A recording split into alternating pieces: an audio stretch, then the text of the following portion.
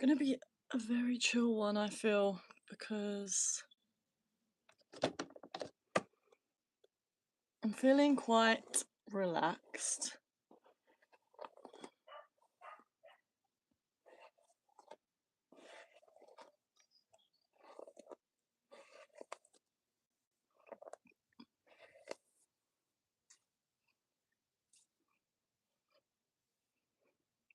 Mhm.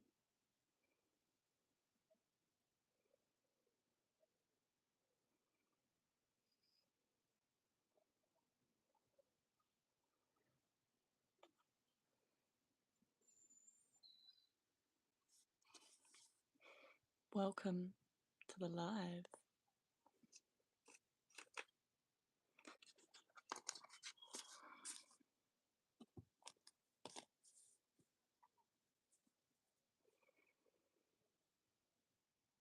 Mm.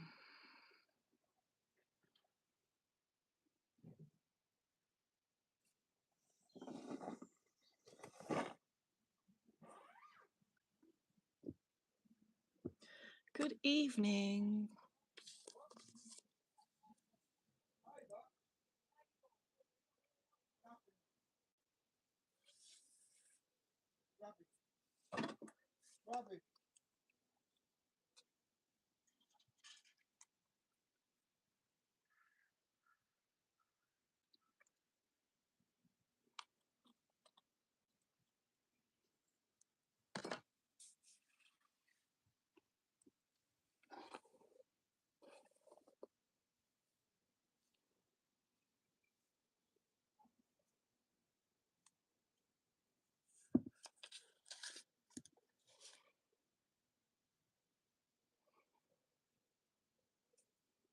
If you're here, please say hi in the chat.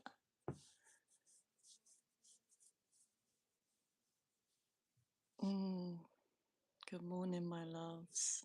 I mean, it's fully the evening here, but good morning for you because it sounds like it's morning for you. How was your day? Do you know what? Thank you for asking. My day was good.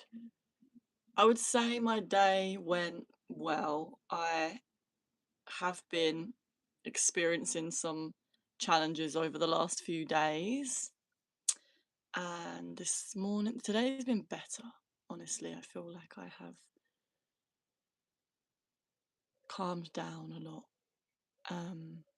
So yes, you need prayer. What do you need prayer for, my love? Are you tall? Yes, Chris, I am tall. I am 5'10". Brian, what do you want? What do you want us to pray for? What do you want me to pray for? Anything in specific? Or do you want just a general prayer? I detect a British accent. You detected well.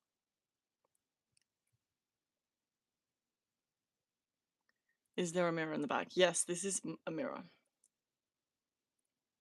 I like the mirror. A lot of people like the mirror. They keep saying this.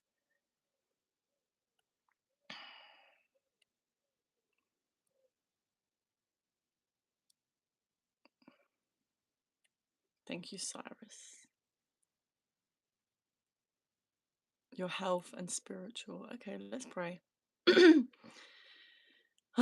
God, thank you for another day on earth. Thank you for the opportunity to begin again with this new, fresh day.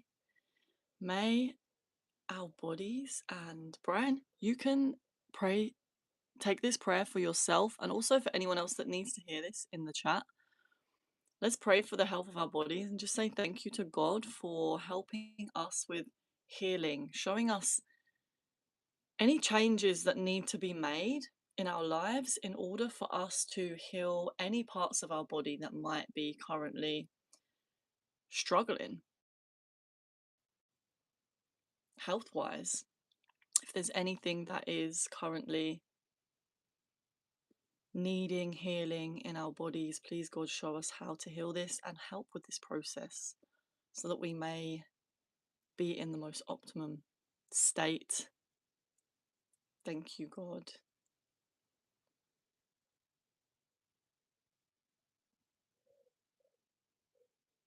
Thank you. Also, just saying thank you for the body each day and bringing our attention into it and giving ourselves a hug, sending all of our energy into our bodies is really good for healing. Hey Tim, welcome. Hey Dugong. Hey Xavier. Sunny Das. Ever heard of Christopher Hitchens? No. Who's that? How's everyone's day been so far?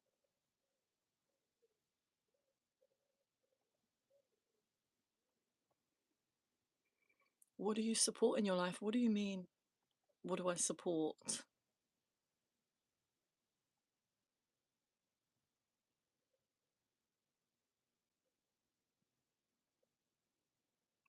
Did I say I'm well? Thank you, Tim. How are you today?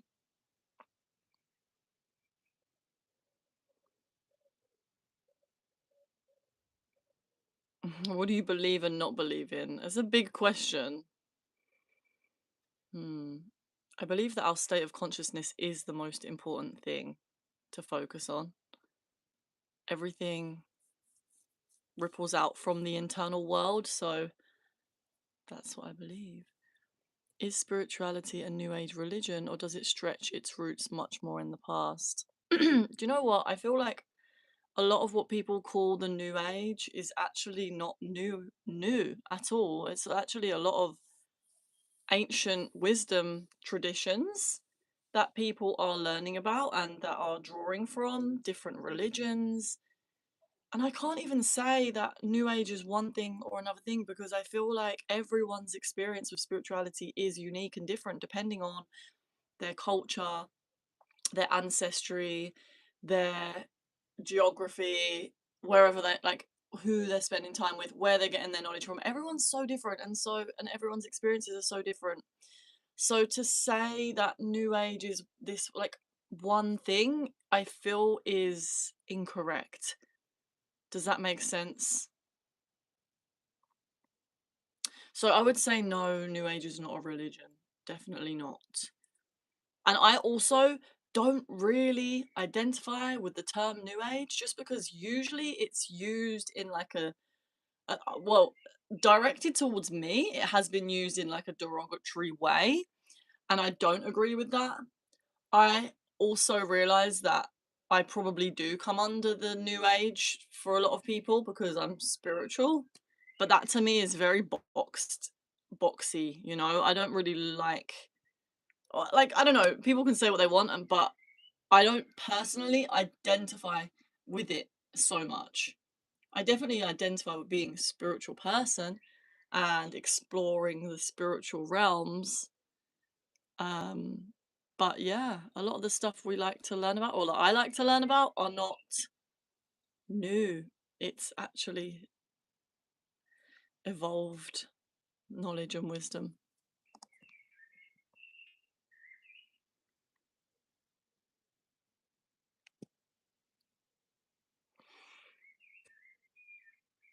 I think God is the real self. Consciousness is God, not the body and the mind. Sunny Das. Yes, I agree with you, my love. I think that consciousness is God as well.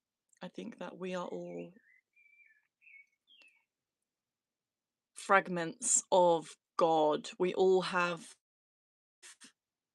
like our souls are individual streams of consciousness that are always connected with God, kind of like the sun, and us being little sunbeams, having our own expression and experience. Do you have a favorite cuss word?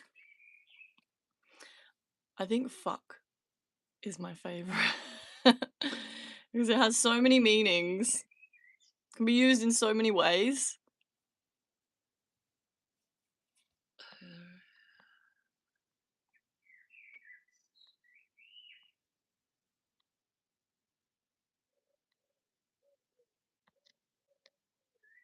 What country are you from? I'm from England. Kimberly. Kimberly?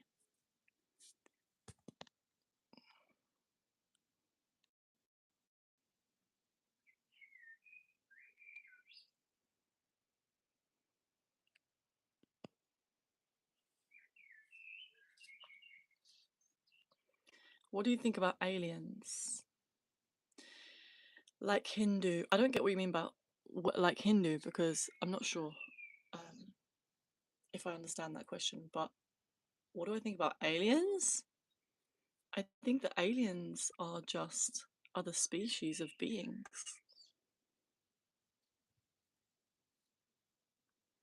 How can spirituality connect us with our deceased loved ones? Well, for me, whenever I bring a deceased loved one to mind, I feel like I'm connecting with them in my heart. If I close my eyes and go into meditation, I feel that I can sense their energy and they are always with us. And we just have to call upon them to connect with their energetic signature. And that's what I think.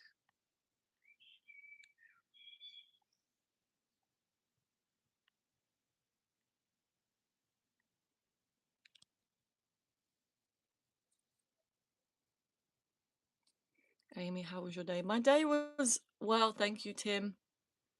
I've actually been feeling quite low like the last couple of days. Yesterday, especially, was a really difficult one for me. And so today, I feel like I had an emotional hangover. I don't know if you've ever had this. It's like when you have like a pain body attack. Like, this is how Eckhart Tolle explains it, right? When you have a pain body attack, it's almost like something's triggered you and it's almost like your whole being, like for me, this is how I describe it, is like my whole being had got clouded up by like the pain that I was feeling and all of the thoughts that were attached to all of this pain, these like negative self beliefs and all of this stuff was just like clouding my whole energy field. And I knew that what I needed was to see my friends and have connection because I was feeling very isolated and alone. And so I went and saw my friends and I snuggled with my best friend on the sofa and we watched a movie, and that was like so medicinal for me. Like I just needed that so badly. And the power of just asking for help when we are feeling alone and disconnected, I feel like cannot be overestimated, because a lot of the time when we're alone, or for me anyway, and I know other people will probably resonate with this, when I'm alone, sometimes don't ask for help, or like if I'm feeling like if I'm having a lot of uh negative beliefs come up, like I'm like no one cares, or like I'm not wanted or anything, what I actually realize I need in that moment is I need connection and I need to be around like loved ones, people that I trust and love. And for a long time I was kind of not realizing, not listening to that need, and spending time alone, trying to make myself enjoy like being isolated, but that's actually not like self-loving. When we do that, if there's a part of us that really needs like friendship and love and connection, then one of the most self-loving things you can do is reach out for yourself. Like call the people that you know and trust, that you love and that you know care about you, and ask them, like tell them I'm feeling really low at the moment and I could really do with some company, and if anyone's free then that's amazing. There's like conscious ways of seeking out connection is really important. Sometimes we end up doing things or um spending time with people that maybe aren't in alignment, or create even more of this feeling inside of us that we're feeling alone. So it's important to ask for help sometimes. Like, yeah. So today I felt much better after I spent some time with my friends. I prayed. I asked God, please help me, because I was just feeling so low and I just like, yeah. So today I just feel a lot better. I did some shadow work today as well, and that was really helpful. Like, I love it. So, yeah.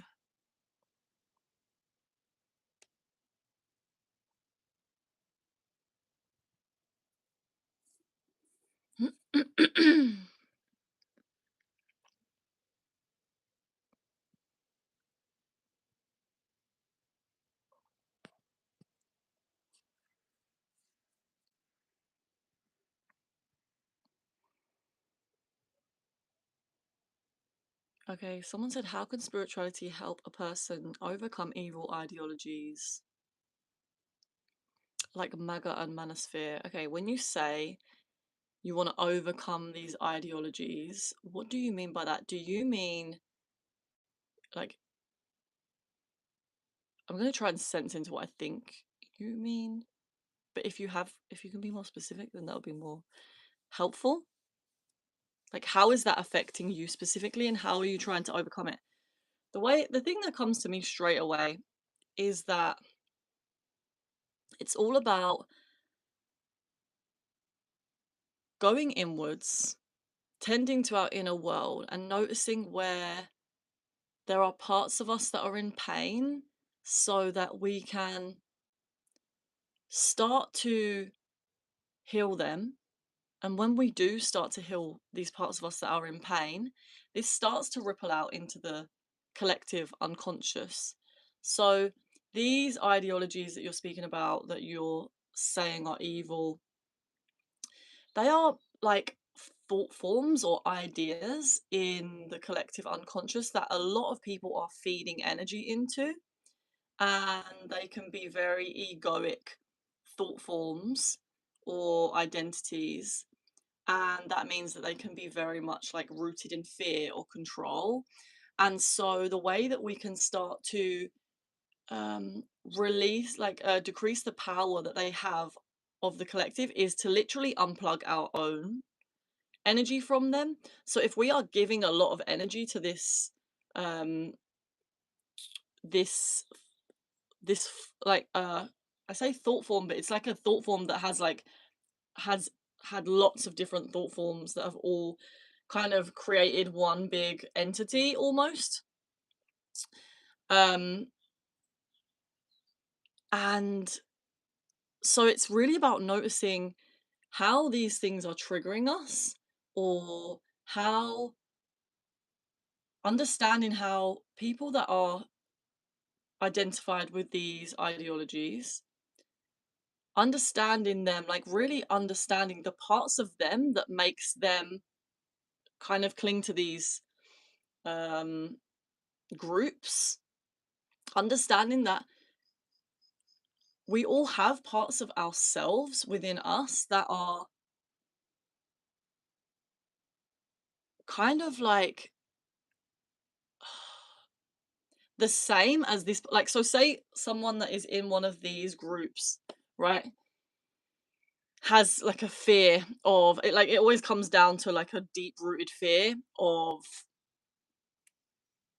I mean, it could be being alone, but it always comes back to like death at the very core of it. It's like the fear of dying and being disconnected from God, which is actually impossible. And so what you can start to do is understand that whenever there is like an egoic form of beliefs, or like clump of energy that is being feeded by many people, it's like, how can I look at this and understand it from a sense of like, how do I explain this? Hang on, it'll come to me.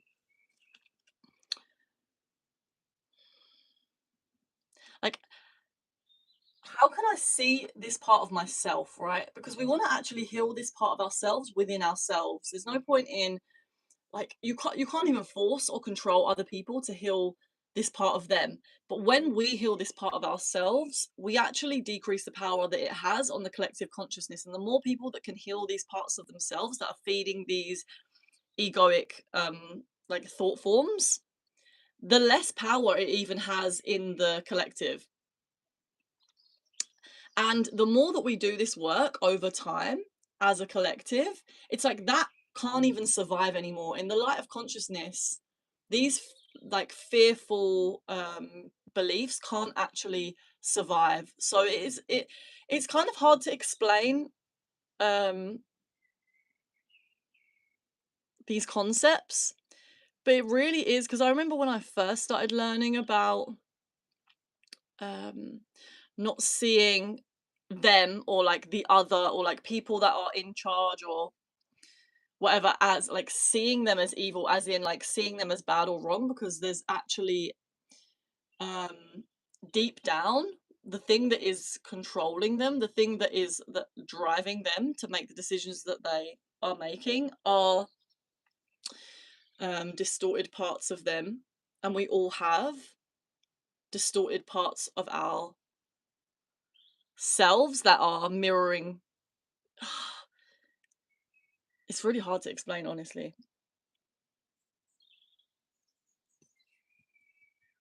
Does it make sense so far, what I'm saying?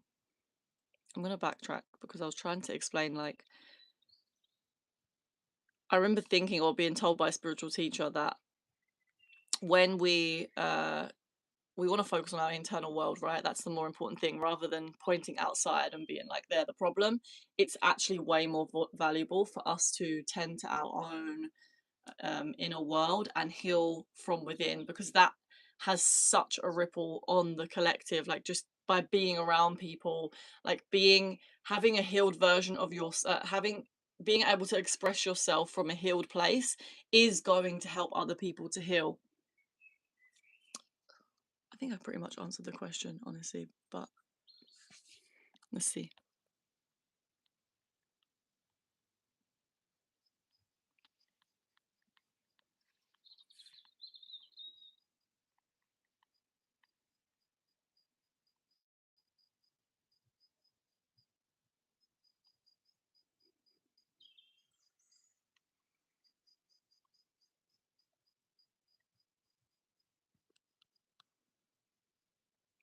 It's not a tent, it's a shed that I turned into my YouTube studio, or my dance studio, my yoga studio, um my creativity studio, my place to meditate.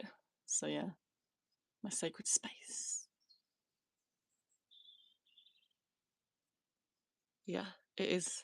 It's like a cute little outdoor. The frequency shifts, law of correlation. Yes, thank you, hey babe.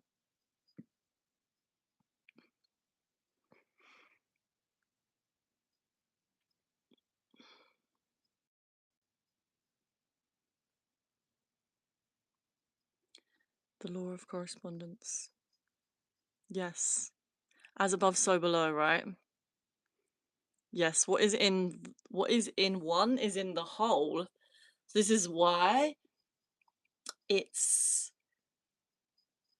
when you see something that you don't like in another, it's reflecting a part of you that you actually don't like. And so you want to go inwards and find out what is that part of yourself that you are rejecting, and then heal that part of you. So you can use any time you see something on social media, or you're speaking to someone and you feel like hatred towards them, or like you really dislike them, like it's intense dislike.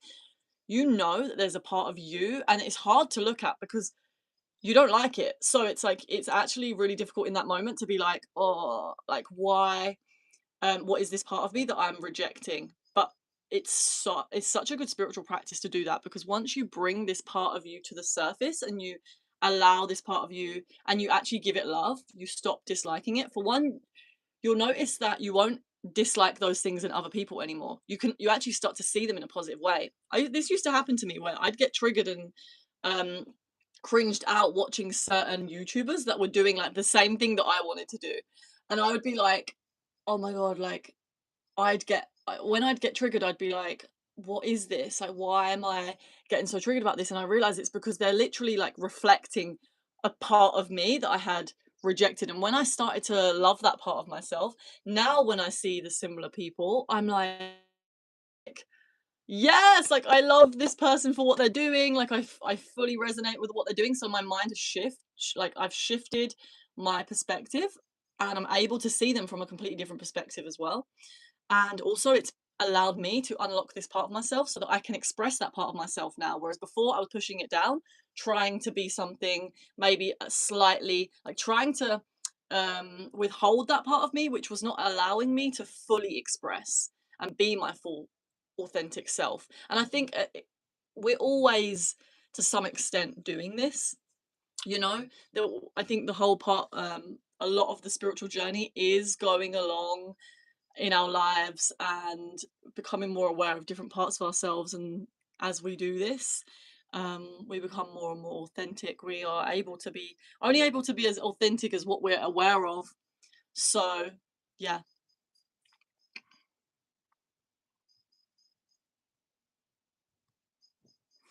Fabian, I need prayer. What do you want us to pray for, hun? God bless you, Denver Hunt. Thank you, my love.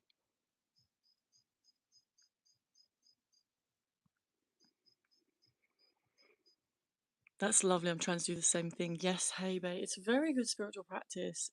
It's good. Even just like every emotion is telling you something. Like jealousy is a really interesting one. Jealousy and envy are very similar, but they actually have different meanings for like what you're perceiving, because jealousy is all to do with I'm scared I'm going to lose you.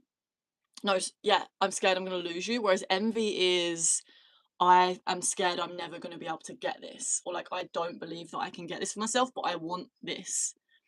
So jealousy is like it could be you're jealous of something that someone has, um, and sorry, you're jealous of um, like losing up, like say you're jealous of your partner because they're talking to someone else. It's because you're scared that like like you're gonna lose your partner, like that's a threat to you. And when you're envious of someone, it's because they have something that you actually want. So this is really good information, because it's going to tell you something that you deep down want, and it's usually something that you're kind of rejecting. You might not even want like subconsciously you might be you're blocking yourself off from knowing that this is something you want, because deep down you don't believe that you can get it. So you kind of like erase it out of your actual consciousness. It's good info, all of these feelings. And also it's like when you're jealous of your partner, you can also, and you're scared that you're going to lose them, you can tell them that, you know. It's good to be able to speak to these things like, oh my god, I just felt really jealous because I'm afraid that I'm going to lose you, you know, and I need some reassurance. Like that's it's such a healthy way to express our emotions, rather than getting jealous and then playing games or trying to like make your partner jealous. Like there's it's so beneficial when we're able to really feel our feelings and then understand the deeper root of them, and then express them in a way that is creating more intimacy in our relationships, opening up from a healthy standpoint.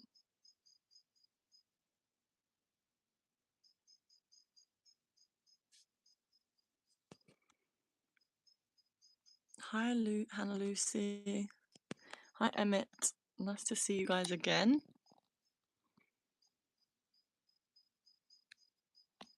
Let's go down. Please do meditation. We could maybe do a meditation today at some point. No, I'm not in a tent, Mason Fielding. I was literally just saying I turned a shed into my YouTube studio, my yoga studio, my dance studio, my hangout space. So yeah, I've been like, this was like all insulation before, and I covered it all with these like white wooden things and painted them. And then I painted the door, and then I put these curtains on the ceiling to make it look a little bit prettier. And yeah, it's just like pretty much my little creative space now, meditation space, which I love. Hey, babe, yes, as above, so below. And the more we shift one by one, the more contagious it is. And when there's a majority of a whole that aligns, it shifts, it naturally aligns with the rest of the whole. I can't explain. Yes, no, you can explain. You explained it very well. I really see that in my mind and sense that as well. I think you put that very well. Absolutely.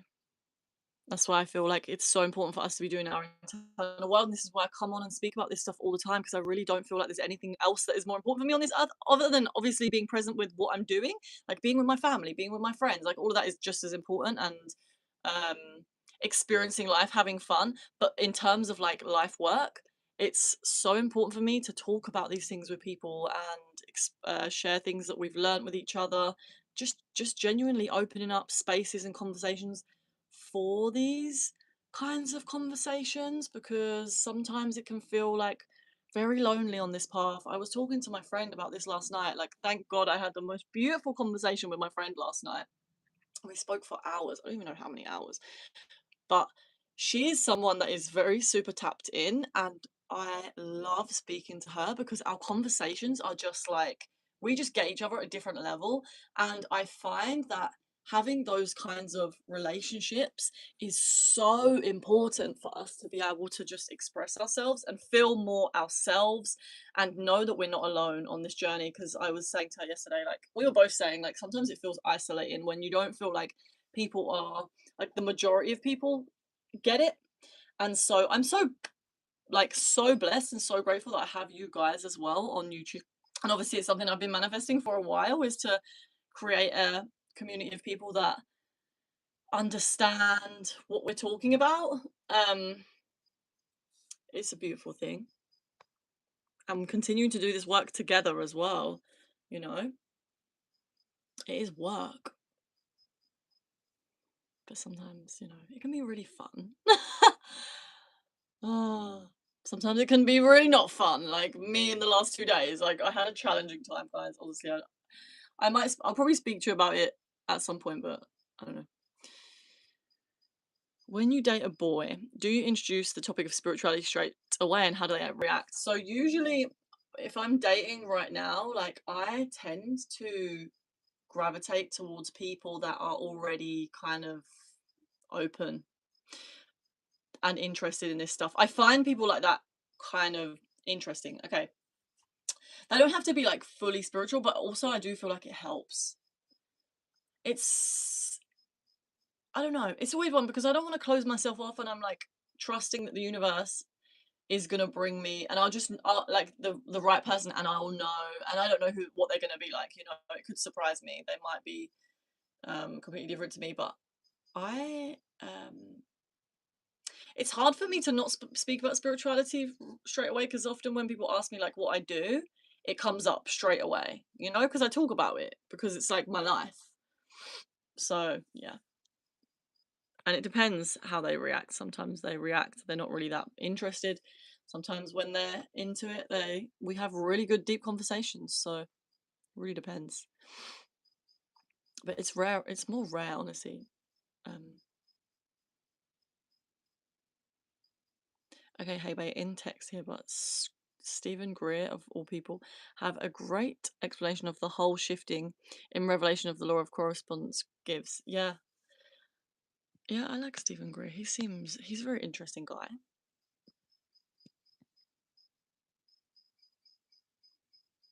Are you 18 years or older? I'm 30. It sounds beautiful where you are. Can you hear the birds?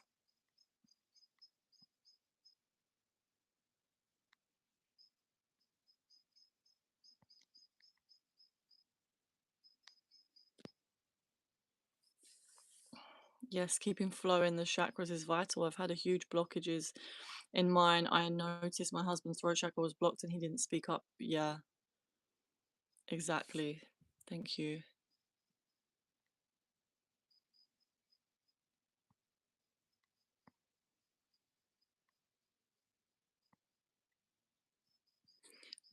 What do you think about giving 360?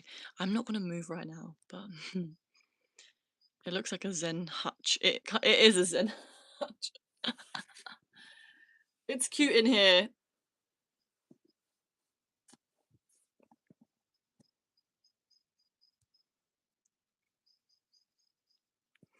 Yes, the most important thing any of us can do is simply shifting our own selves and internally awakening our own selves. Yes, Haber, exactly. Everything ripples out from the internal world, so the state of our consciousness is affecting everything in our lives.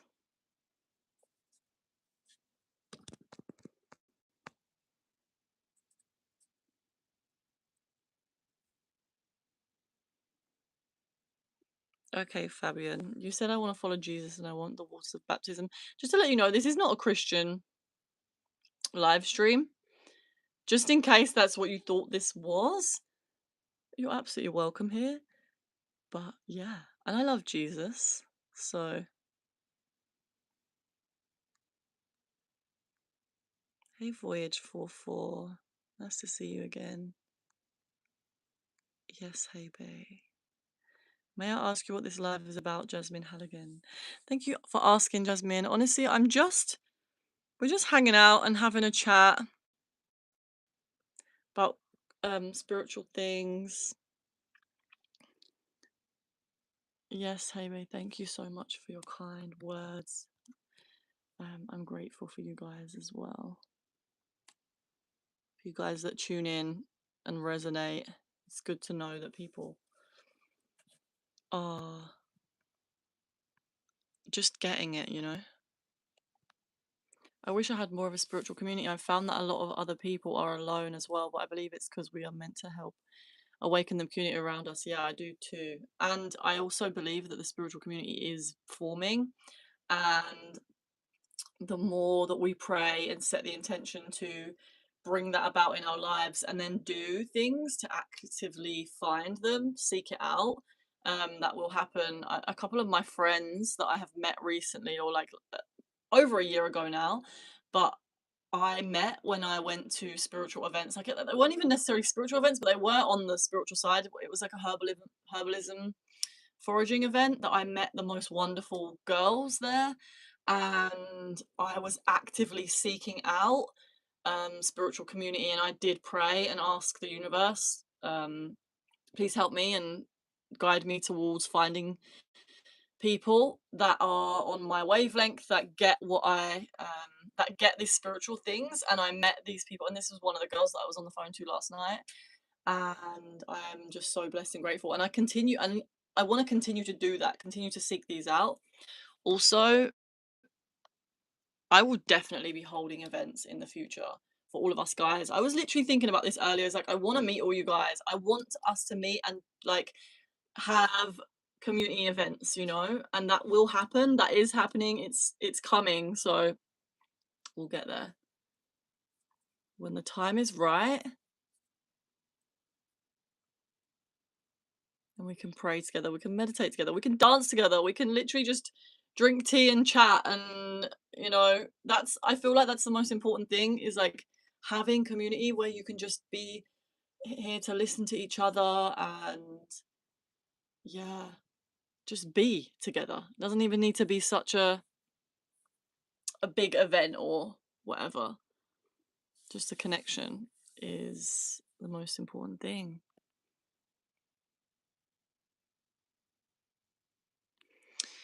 Yes, Hayley. Absolutely manifesting and affirming actions, having the faith to follow through on what the universe provides. Exactly, exactly.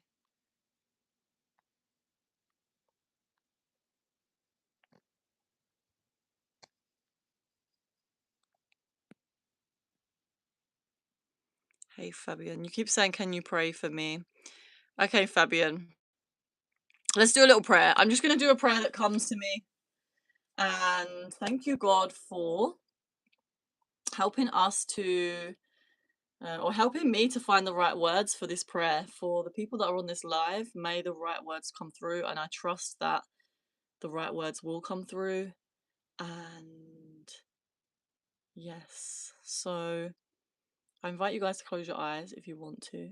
If not, you don't have to, but the invitation is there. And thank you to the universe, source, God, our higher selves, our spirit guides, our angels, whatever you connect with, just calling them in now, calling everyone's spiritual team into this space right now. Thank you for being with us for the duration of this live. Thank you, God, for another day on earth. Thank you for this present moment. Please help us to stay present. Please help us to stay in the here and now so that we may hear any guidance, any inspiration that is being sent to us. Please help us to clear any clouds that are blocking us from accessing our intuition so that we may act fully in alignment with our higher selves in any given moment. God, please give us the discerning ears to hear what is needed from us in any given moment. And please help us to understand what gifts we have on this planet, in this body right now, so that we can be in service to the whole in a way that is in harmony with our own nature, with the earth. God, please help us to have the courage to make decisions that are in alignment with our higher selves.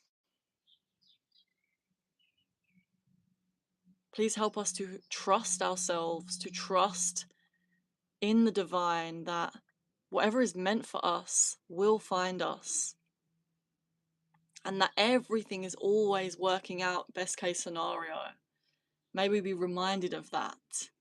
May we be reminded that the best is still yet to come, and any challenge that we are currently facing is shaping us, molding us, and preparing us for our evolution and for whatever it is that we came here to this earth to do. So may we be reminded that any challenge that we might be facing right now is making us stronger, more wise.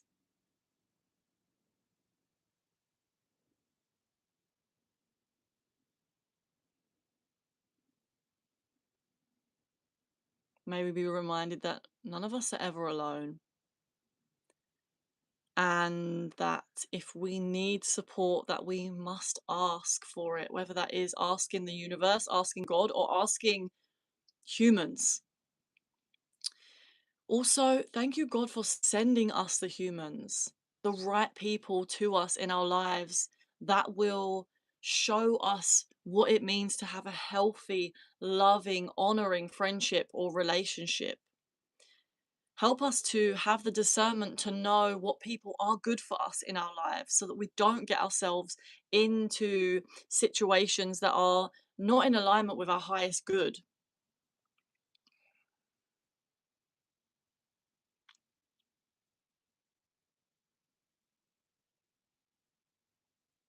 Help us to see where there are opportunities in our lives, so that we don't miss anything that is being sent to us. Thank you, God. Thank you for helping us to stay clear and precise when we are communicating. May we be all reminded that we only need to say what is necessary, that we don't need to over explain, but we can be very sharp with our communication. Thank you, God.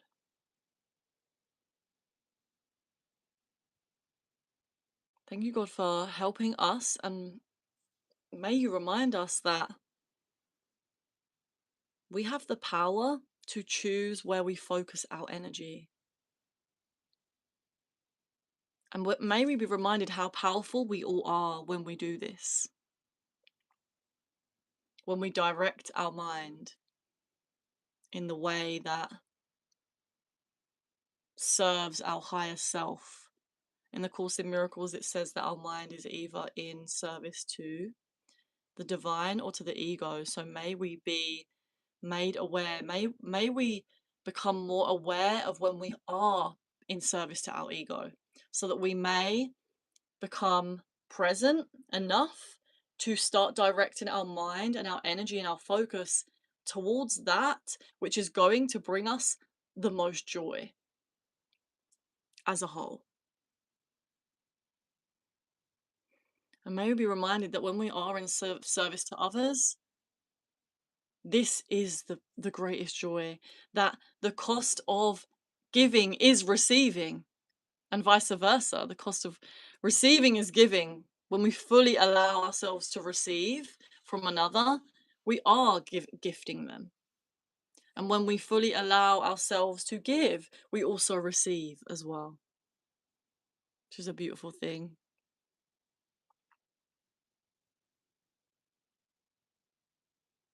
We have to drop down into this present moment sometimes enough to really feel that,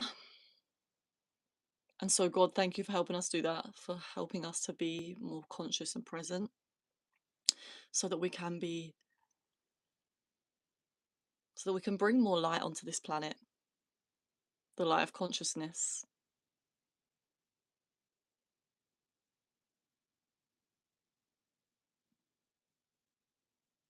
God, please help me to see the higher self in every single person that I meet.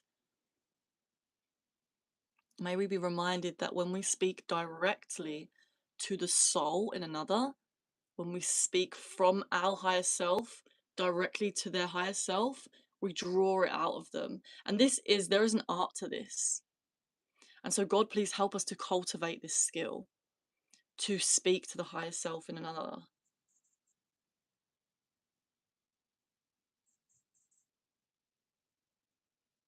May we know the joy when we do this, of walking each other home, of bringing each other all back to our pureness, our consciousness.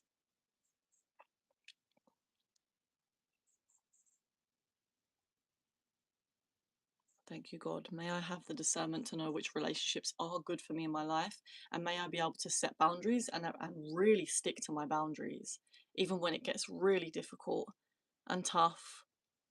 And may I also allow myself and forgive myself when I do make mistakes, when I have crossed my own boundary. God, allow me to see this and let it go so that I'm not burdening myself with guilt. Because sometimes it's just like, okay, I crossed my own boundary. It's okay. I don't need to beat myself up about it. I'm going to learn from it and move forwards. But God, please give us the strength to have strong boundaries. Thank you, God.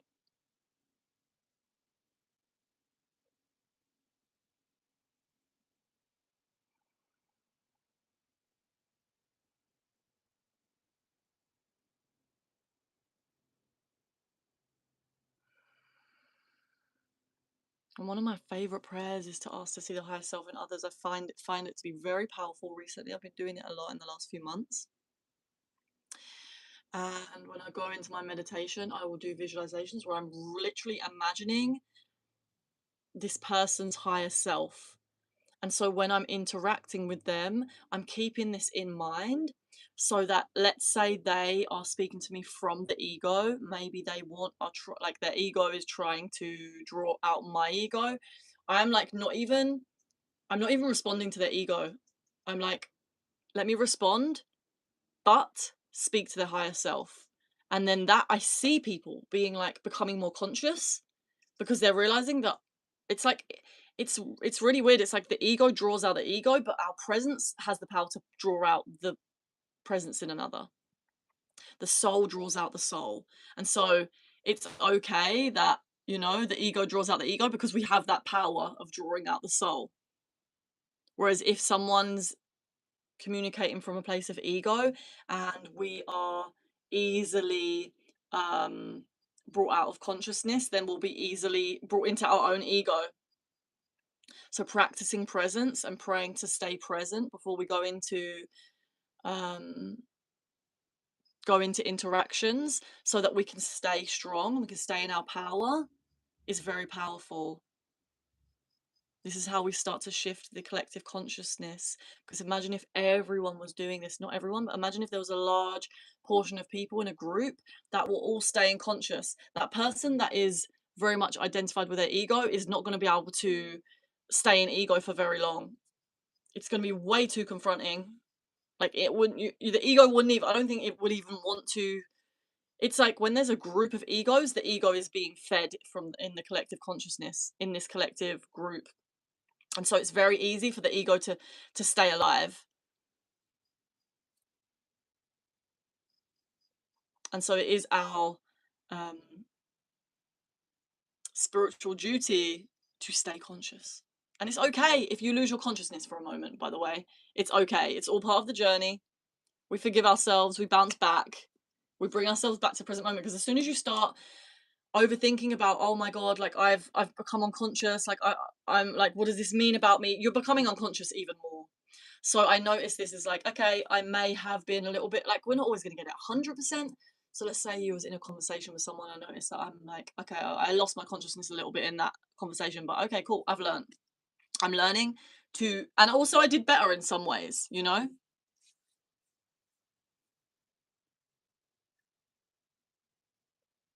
Yes, we must not fall into perfectionism, exactly. And sometimes we have days where we just need to feel our feelings. Like this was me yesterday. I was feeling so much difficult emotions, so difficult. I was feeling so alone, so isolated. I literally felt like I was the only person in the world, and it was just so painful. And I felt like there was a dark cloud like about over everything, and I was just like, what is going on? And I knew I had to feel it because, like, obviously, this is what I talk about all the time is that when we really do feel it, we allow for it to move. But when we're in that moment, it can really feel like it's just never going to end. And it's like, I feel like almost just like it's like in that moment, it just, all these spiritual practices kind of, it's just the only thing I can um even say is to just like stay with it and know that when you are fully feeling, no matter how like difficult this feeling is, when you're fully feeling it, you are healing it. And it might not feel like it in the moment. It might feel like you're going backwards. It might feel like you're becoming more unconscious or you're going insane or you're going crazy, but just know that you feeling that emotion and being with yourself in that moment is so healing, and it will pass.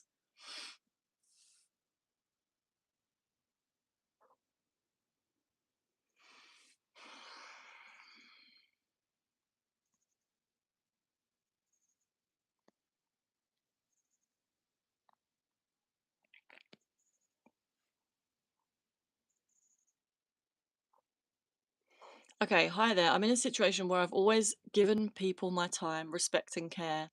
Even when they cut me off and avoid accountability, I've decided to step away and protect my peace. Is that selfish?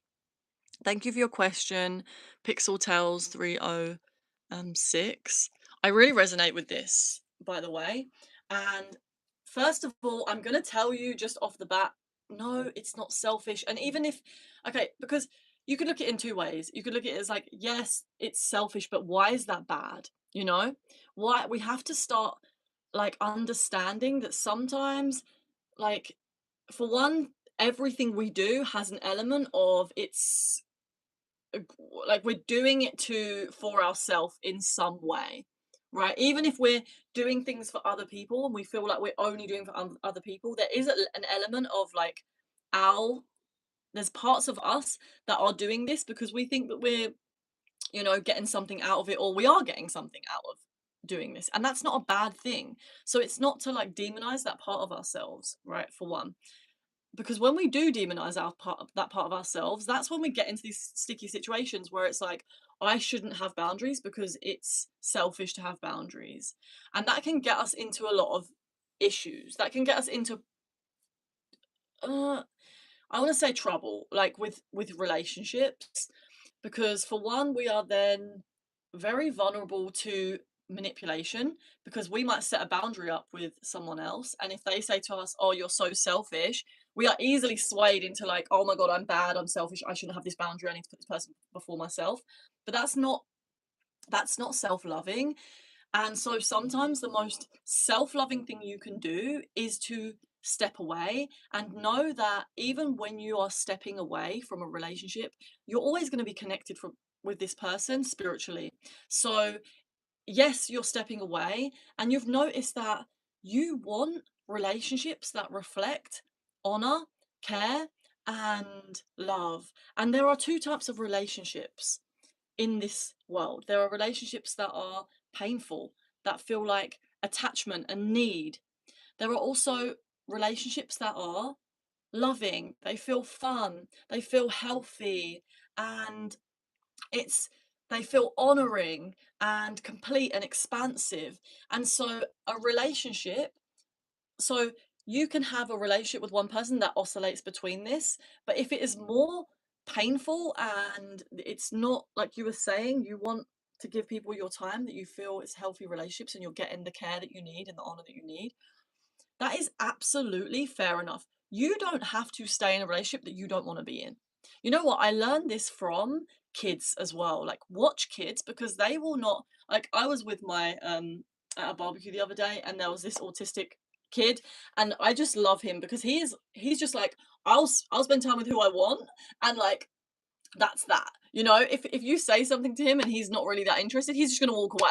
And it's like, these people, like, you know, they show us that it's actually okay to, if you don't like something, to walk away, and to also give yourself space, because you're making, and when you make space for the kinds of relationships that you're actually calling in. The universe is going to um it's going to gift you when you do set your firm boundaries on what you do not accept. And then you'll start to attract people in that are reflecting the actual desire that you have, which is to have these healthy relationships. Um, so yeah, I hope that answered your question. I've really learnt this because it's like I used to be a massive people pleaser. And so I have been learning a lot, telling people no, and also telling someone straight up, because it's not like you're being mean to them. You're not saying to them, you're a horrible person, or you're not blaming them. You're not necessarily like, as long as you're not saying like nasty things to the person, saying to someone, look, this happened in this relationship, and I now feel like I don't want to keep giving energy to this relationship. And that is totally fair enough. And that is like one of my favorite things to say, honestly, is that I just don't want to keep putting energy into this right now. And that's fine. And the person can do what they want with that. You know, you tell them up front. And like, I do think it's important. Obviously, it's going to be different for every situation, because some people we might feel like we can't speak to. We might have this like, we know what to expect with certain people. Like you said, some people might have a pattern of avoiding accountability, and so it might be that we decide, okay, I don't need to keep trying to um be understood by this person if I know that they are going to continuously avoid responsibility. Sometimes we need to just pull our energy out of it, because we notice that every time we get into a conversation with this person, our power is completely lost, and we are getting into a state of confusion, or we're getting into just complete powerlessness with this person. And that's not how loving relationships should make us feel as a whole. You know, we need to be noticing when, and also just noticing when, what the thoughts are that are happening when we completely lose our power after having a conversation with someone, you know.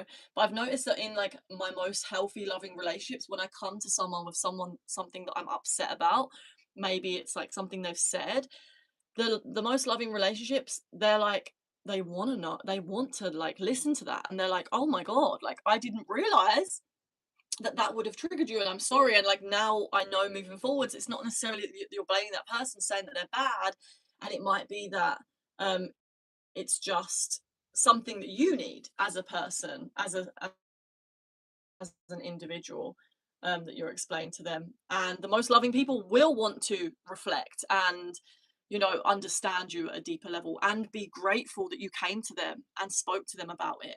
Not everyone's there, and we're all on a journey. And obviously, sometimes it's like, some people are not going to be as good at doing that, and that's okay. And we have to use our own discernment, honestly, of where someone's at, and what we want to tolerate with certain people. And if something is, we're noticing that a relationship is causing us to spiral a lot, and we're spending a lot of energy going into negative places, or it's confirming, or not confirming, but it's reinforcing negative beliefs about ourselves, then it might be something that we need to um, focus our energy somewhere else for a little while. And then notice the patterns. Is this person, and if I come to this relationship, am I consistently losing my power? When I say losing my power, I mean um, becoming really unconscious and spiraling. So if that is consistently happening with a specific person, we want to ask ourselves why. Why is this happening with this person? And do I need to start um, bringing my energy back. For one, we always want to bring our energy back to the center when we've noticed that we have spiraled and we've completely lost our power to a situation. That's just like always the thing that we need to do is, okay, I'm noticing that I'm spiraling. I'm noticing that I'm having all of these negative thoughts about myself and I'm questioning myself and all of this. We want to bring ourselves back. Um, but yeah, that's how I've noticed that I need to set a boundary with someone is that, okay, um, this is like really, I'm noticing there's something here, that there's a need that's not being met. And sometimes I just need to take some space to understand what that need is. And then I might communicate it to them. And depending on how that conversation goes, is going to depend on what the next steps are. There's certain people in my life that I actually have completely stopped telling what my needs are because I have had so many interactions with them where I have told them like very calmly, like this is my need and like, or this is what I'm wanting in this situation and this is how I'm feeling.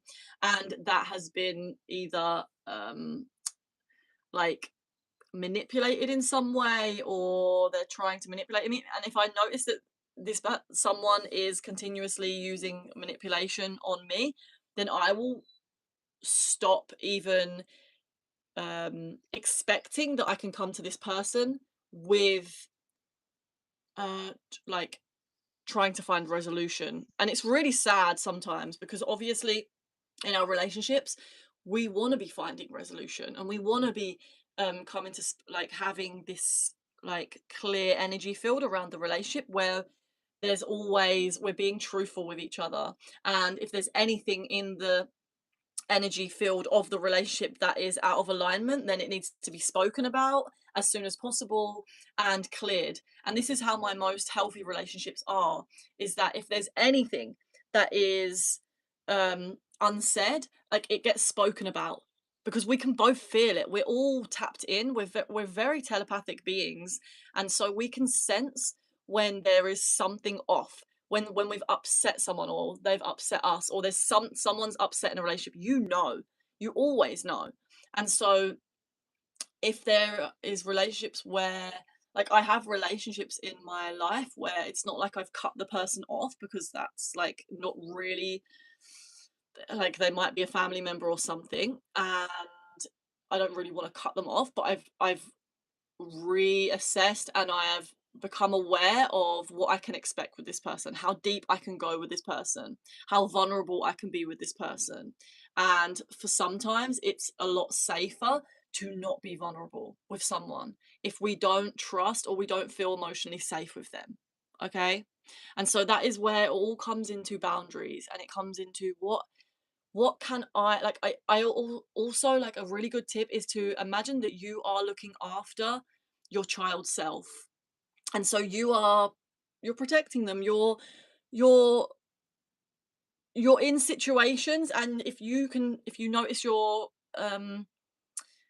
child self starting to become very fearful in a situation, it's like, okay, let me look after this child self in this moment and what needs to be done. Do I need to remove myself? Do I need to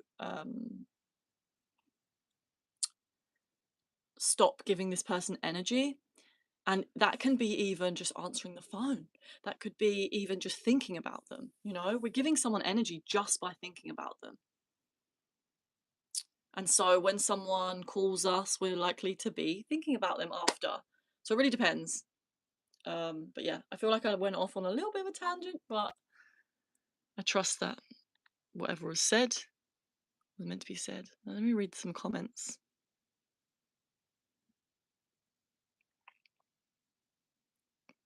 Okay. We must process. It's so easy to forget. Thank you for the reminder. Feeling is healing, even if it may not seem like it in the moment. Yes, hey babe. I honestly, it's so true. I even though I talk about these things all the time, right? When I'm in it, I sometimes need someone else to tell me that. And it's crazy. It's crazy to think that I am teaching this stuff all the time. And this is why I teach this stuff all the time. Because I know how impactful it is when I'm in it and someone tells me, okay, but are you feeling? I'm like, fuck, I knew that.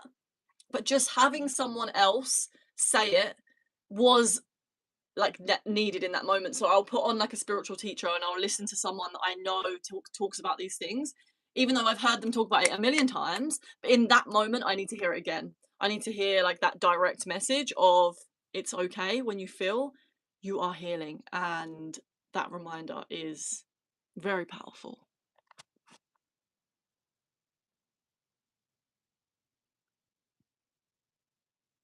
Protecting our peace is not selfish, just like any self care. Exactly, Hebe. Yes, protecting our peace. Philosophia Unveiled said, "Love from Russia. Love to you."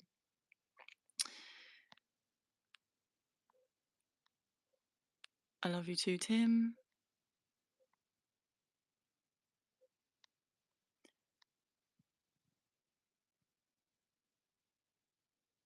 Yes, Hebe. I'm just reading. You said, "We must simplify it and simply figure out where our intention is coming from. Is it formed from a place of self doubt or growth, or is it formed from fear or compassion?" Exactly. Everything is either rooted in love or fear. So it says in the Course of Miracles. So our mind is either in service to love or fear. And then Enoch, isn't everything transactional? Yes, it is. I have autism and I love it. I love to hear that.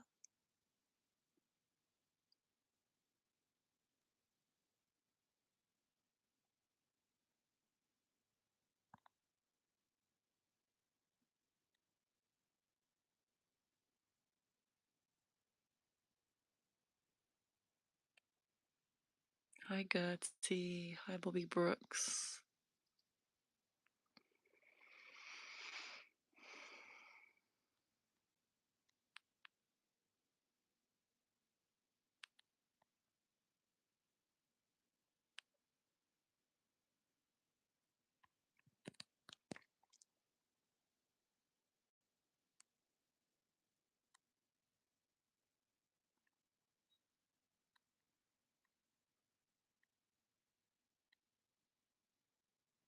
Thank you, Hey Bay. I'm glad that you ran into our conversation as well, and I give you so much love right now for being in this conversation. It's good to have you here.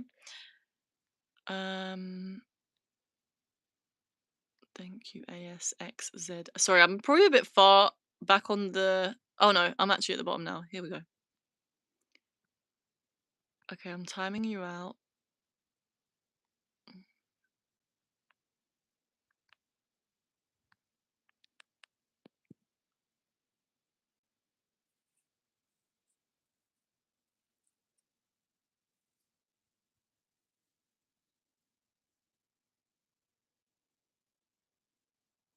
Do you like raisins? Yes, I do like raisins.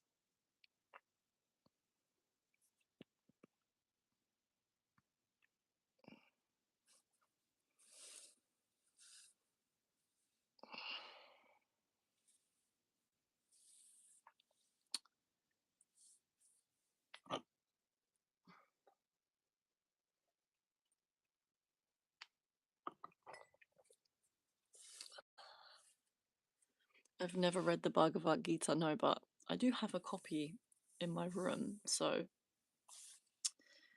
I should do. Yeah, I've heard many people talk about it. Someone gifted it to me actually.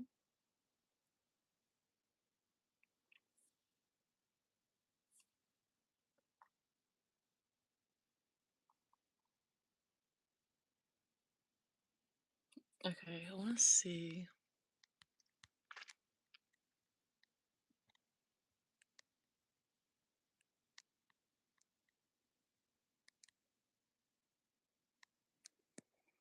Oh, Pixel Towels, thanks for a lot for that. Had that bottled up for a while. Well, I'm glad. I hope it helped, and it sounds like it did, so I'm glad.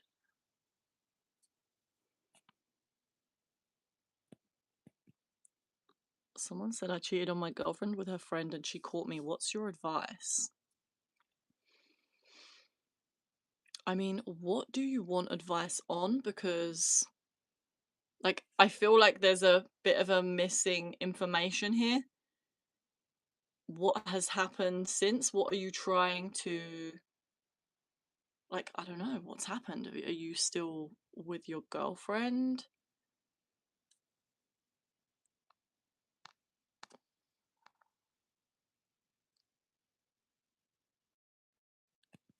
Do you pray for people? I do pray for people. I think praying for others is a really good spiritual practice. We also, when we send love out to others, we also receive love. It's like it says in the Course in Miracles that the cost of giving is receiving. So when you send your intention out, you receive that. It's the same as if you send out harmful thoughts to another, you get those harmful thoughts as well. You're saying the same thing to yourself that you're saying to others. Um, it's you're the source of it. So like if you're sending out love, you are the source of that love, and so you're going to feel it in your own body. And so it's so much like it it's so beneficial for ourselves to be loving beings, basically. It's beneficial to the whole. That's why we are all one. We're all connected. And we also are way more connected than we are even consciously aware of in the psychic realms.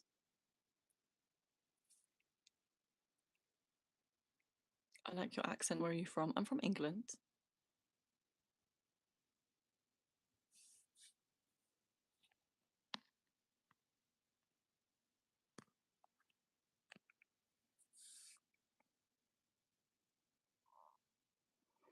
Hi, Darth.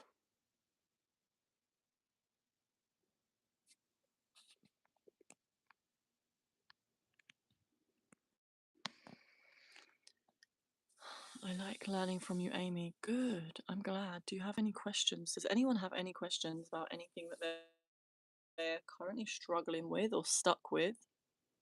Let me know.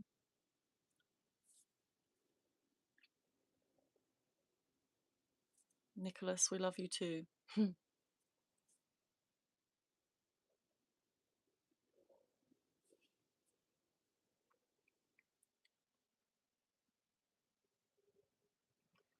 Just for the context, what is this live about exactly? We are talking about spirituality,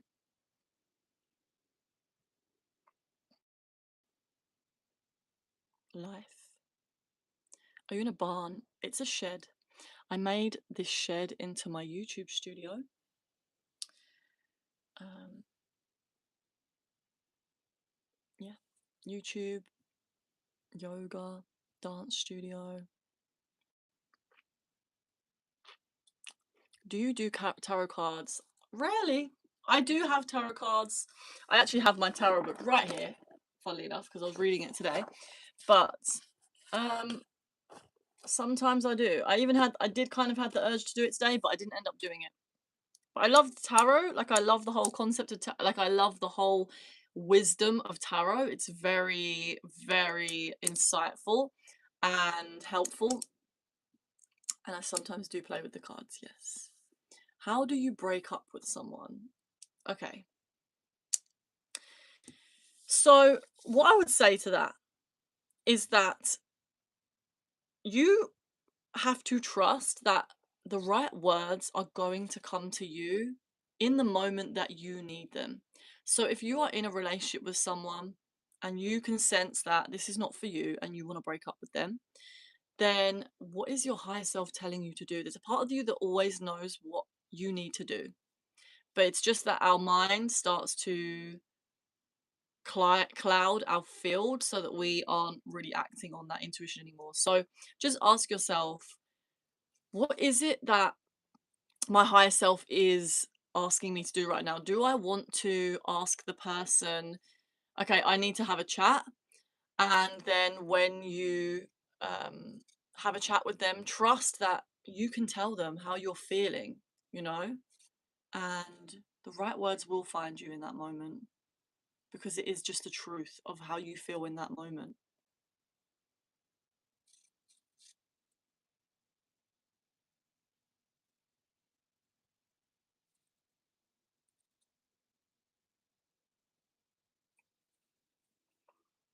I'm from England.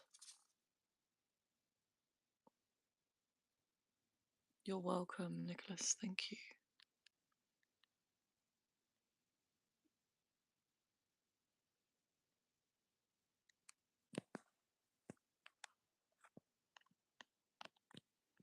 You can also pray as well, William. You can ask God, like, please help me to find the right words, or the universe, whatever it is that you connect with. Thank you for helping me to find the right words and for guiding me with this conversation, so that I can express myself in the most authentic, loving way when I approach this conversation with this person. Yes, trust that you can tell them how you're feeling. Exactly. And you can't control how people can react all the time, but what you can do is just pray that you can explain in the most compassionate way. And sometimes that, for me, even means like figuring that out. Like, I have read books about communication. There's a book called Nonviolent Communication, which I highly recommend. You can look into that and learn skills like that. Really, expressing our feelings is a skill. And so you can do things like that. And you can also,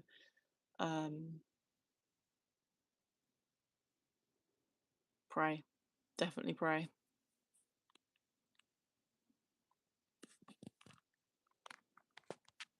Thank you for subbing as well, my love.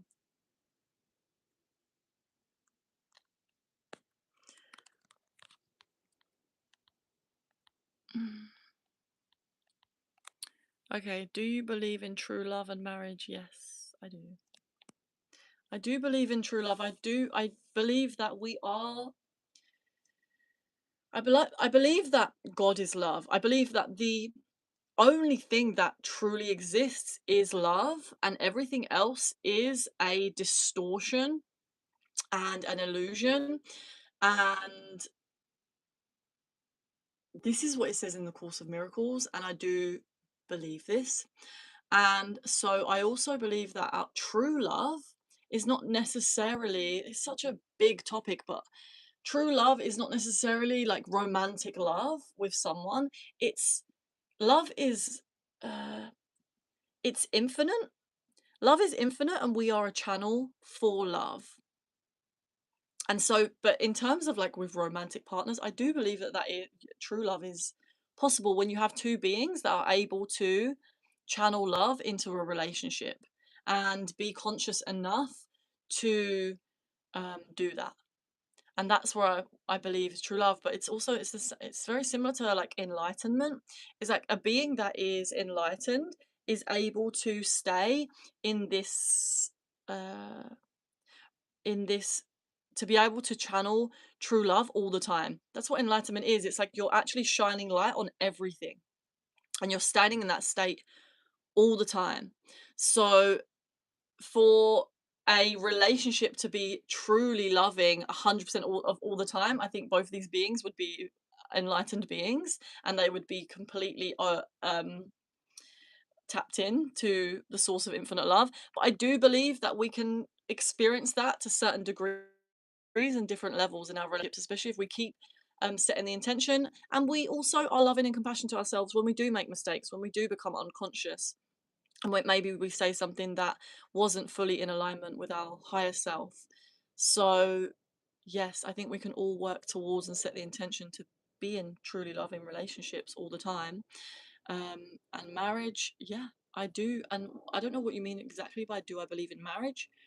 Do I believe in the way I believe in marriage is like I see marriage as a spiritual ceremony that for me, if I was to get married, would be purely the intention of praying for our relationship, celebrating the love in our relationship. And I don't necessarily think that we need to just do that once. I think I could be doing that every year with my partner. I don't necessarily think that marriage, um, the way that it is currently, I made a whole video about this on YouTube. Uh, Basically, like how the way that marriage has become in popular culture is lost a little bit of the spiritual elements, and so I think it's important that we bring it back to that, our spiritual connection with another person.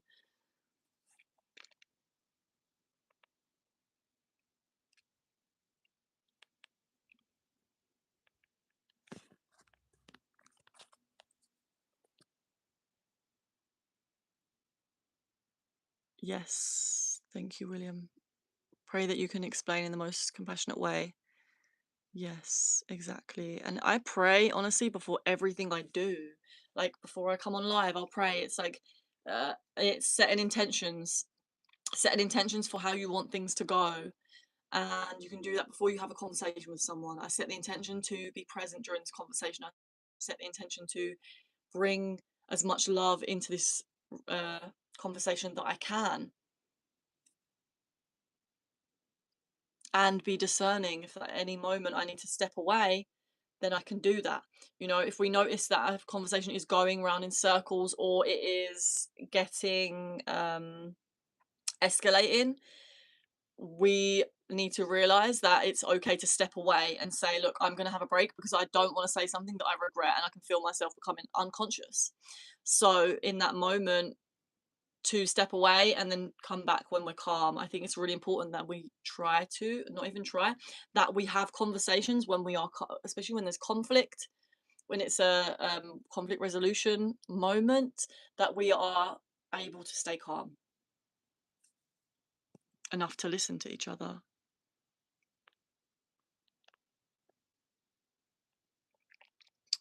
Okay, you said what is the difference, amateur reviews? What the difference between what? Okay, is it okay to love someone that hurt you and cross your boundaries? It is okay to love someone and that hurt you, absolutely. But we must be careful when we are doing this that we are not overriding our own needs by being overly compassionate to someone else, because this is when we start to um, we end up. This is people pleasing. Okay, it's like you might um start to, you know, see the soul in the other person, see the higher self in the other person, be really compassionate for them, and then think that that means that you need to try to fix them in some way, or be so compassionate that you just let them treat you how they want, and that's missing the mark. We need to be compassionate to ourselves first. We need to know what our needs are first, what we will and won't tolerate in relationships first. And then we can express that, and we can set that boundary with someone. We can say, look, this is not okay with me. And I'm gonna need to pull my energy out of this, like stop putting so much energy into you right now. Or I might like tell someone this is what I need from you, and if they can't meet that need, then I will then decide, okay, what am I going to do now? Am I going to continue this relationship? Am I going to change the nature of this relationship? Am I going to completely remove myself? Like whatever it is that needs to be done. But we need to be making sure that we are um, really listening to our own needs and listening to the needs of others. Sometimes the most loving thing we can do is to set a boundary, because if this person is, or to remove ourselves from a relationship, if this person is treating us in a way that is out of alignment with love, then we don't want to keep enabling that by convincing ourselves that we need to be nice, you know? Because then that's when it gets tricky. And when we're doing that, we're crossing our own boundaries. That's what we need to remember.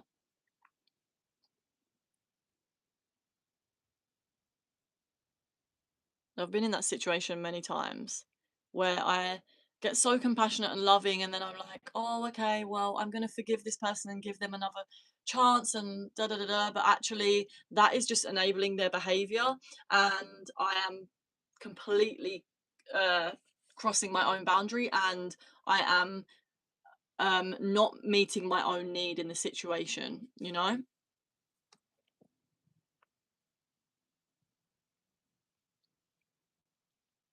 Hey, Marco. Thank you. I hope you're well too.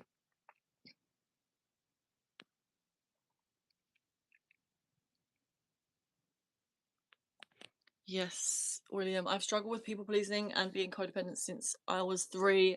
Yeah, and do you know what? The fact that you're um, aware of it is amazing. You know, a lot of people aren't even aware that they're doing this. So, well done for noticing these patterns, because that is the first step to healing, okay? Is becoming aware. We have to become aware of the pattern in order to transcend it, in order to choose a new um, option, in order to change the pattern. And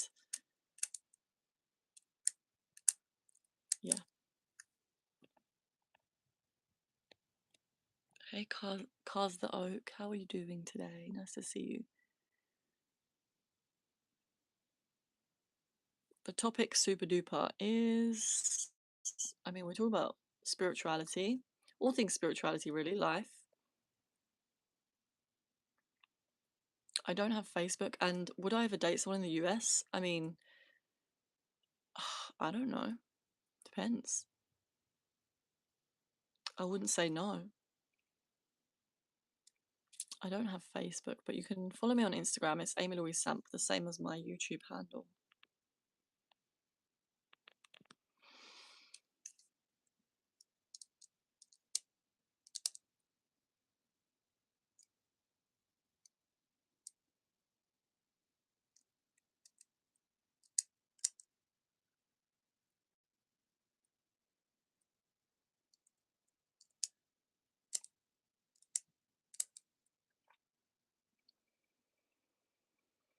I think what I've realized recently is like my zero tolerance to a certain um behavior or pattern is a boundary. You know, having like noticing a pattern was like or some a way that someone is treating me is like, okay, well, I'm not going to have tolerance for this because and that is me setting a boundary. That is me choosing better relationships instead of being like, oh, you know, because I think sometimes what happens when we're people pleasers is someone will treat us in a certain way, and then we'll convince ourselves because we understand that it's not actually they're not evil, they're just in pain, they're hurting, and they're doing it from an unhealed place, and then we can start to feel like really compassionate for them, and that can take us into this kind of dangerous territory of being like, oh, you know what, I'm so compassionate for them now, and so I'm going to allow them into my life and keep um like speaking to them or keep allowing this, and that's actually not in our best interest to do that. You know, we can definitely think, okay, I'm compassionate for this person and I understand that they're not necessarily evil, they are wounded and there's a part of them that is traumatized and that's why they're acting like this, and I don't have tolerance for these behaviors, you know. It's both.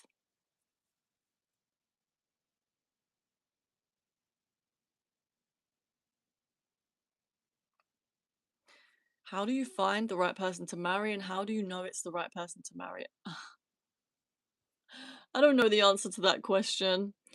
I mean, how do you know it's the right person? I feel like you will just know. There's a part of you that always knows, you know, and it's your intuition, it's your higher self. How to find the right person? I mean, we could look at this from many different perspectives.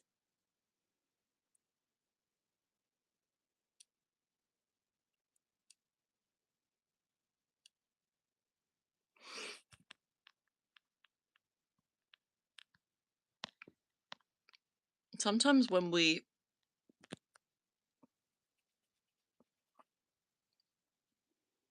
I don't even know. I don't even know how to answer that question. Basically, enabling the negative behavior is like saying it's okay, and now you're believing it's okay, but also something you would never do. Yeah, exactly. That's so true as well. It's like often we wouldn't do these things, and we just allow other people to do them because we have compassion for them. But that's actually going against our own best interest. We have to start looking at relationships like everyone's needs matter.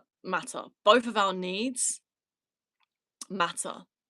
And the person that is on the people pleasing end of the scale has to start being more like meeting their own needs. The person on the other end of the scale, which is like the narcissistic end, where they're doing the opposite. They are caring about their own needs and not yours. And that's how this pattern plays out because they're like the perfect people for each other. One person only cares about your needs and the other person only cares about their own needs. So it's like it's this dance that you play.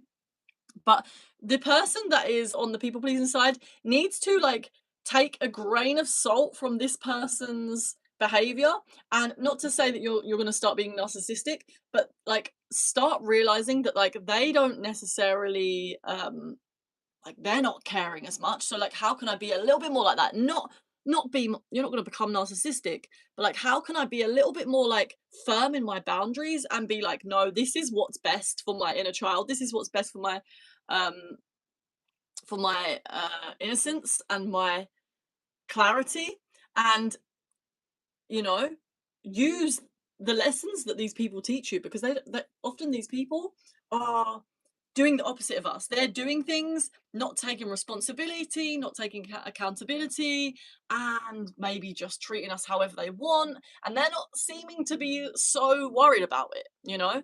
So if we can just be a little bit more like that, not we don't want to be like that because it's not loving, it's not in alignment with the whole to be like that, but just like slightly in a way that it's like I can set my own boundary and be firm in that, you know?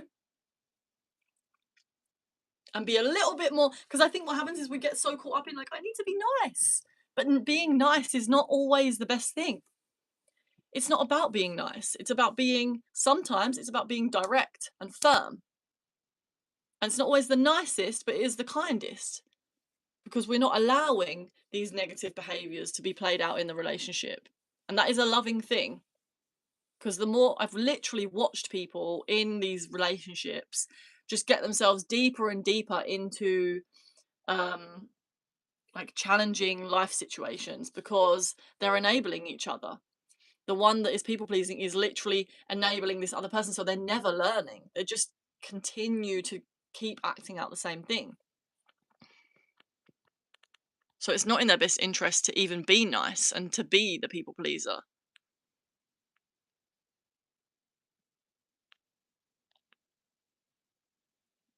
Hey Tim, welcome back.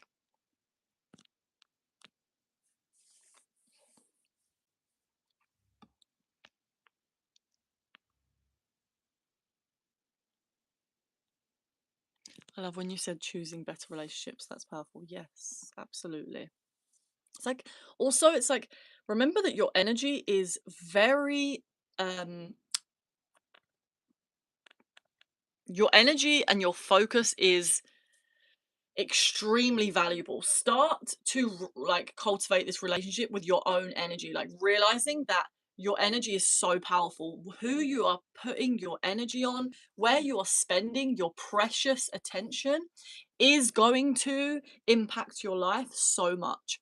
Who we choose to spend all our energy on is going to be like night and day difference of what kinds of relationships we manifest, how happy we are feeling, you know. If we are constantly pouring energy into someone that is not giving us anything back, that is actually doing the opposite, making us like we literally feel like we are not loved in this relationship, that is going to keep like making us feel really bad about ourselves and worse. So we need to start becoming more aware of where am I putting my energy. And this is even like I might not be even in a room with this person anymore, but am I just thinking about them all day?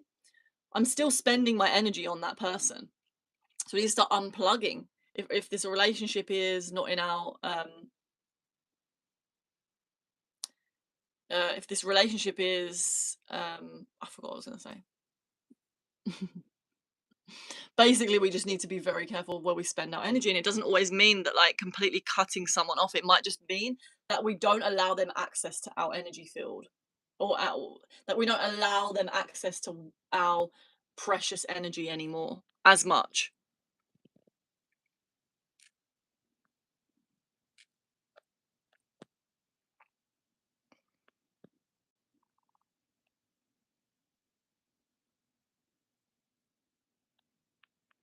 Everything is habit forming. If a rat finds cheese in a hole, he may do it again the next day. If you don't have boundaries, the person gets used. Exactly. Sadly.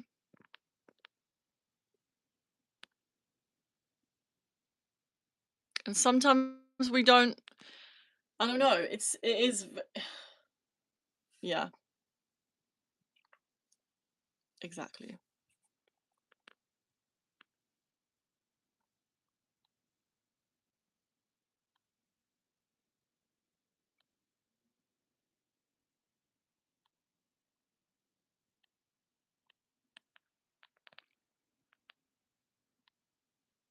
Making babies and providing is my sole choice. I love that for you.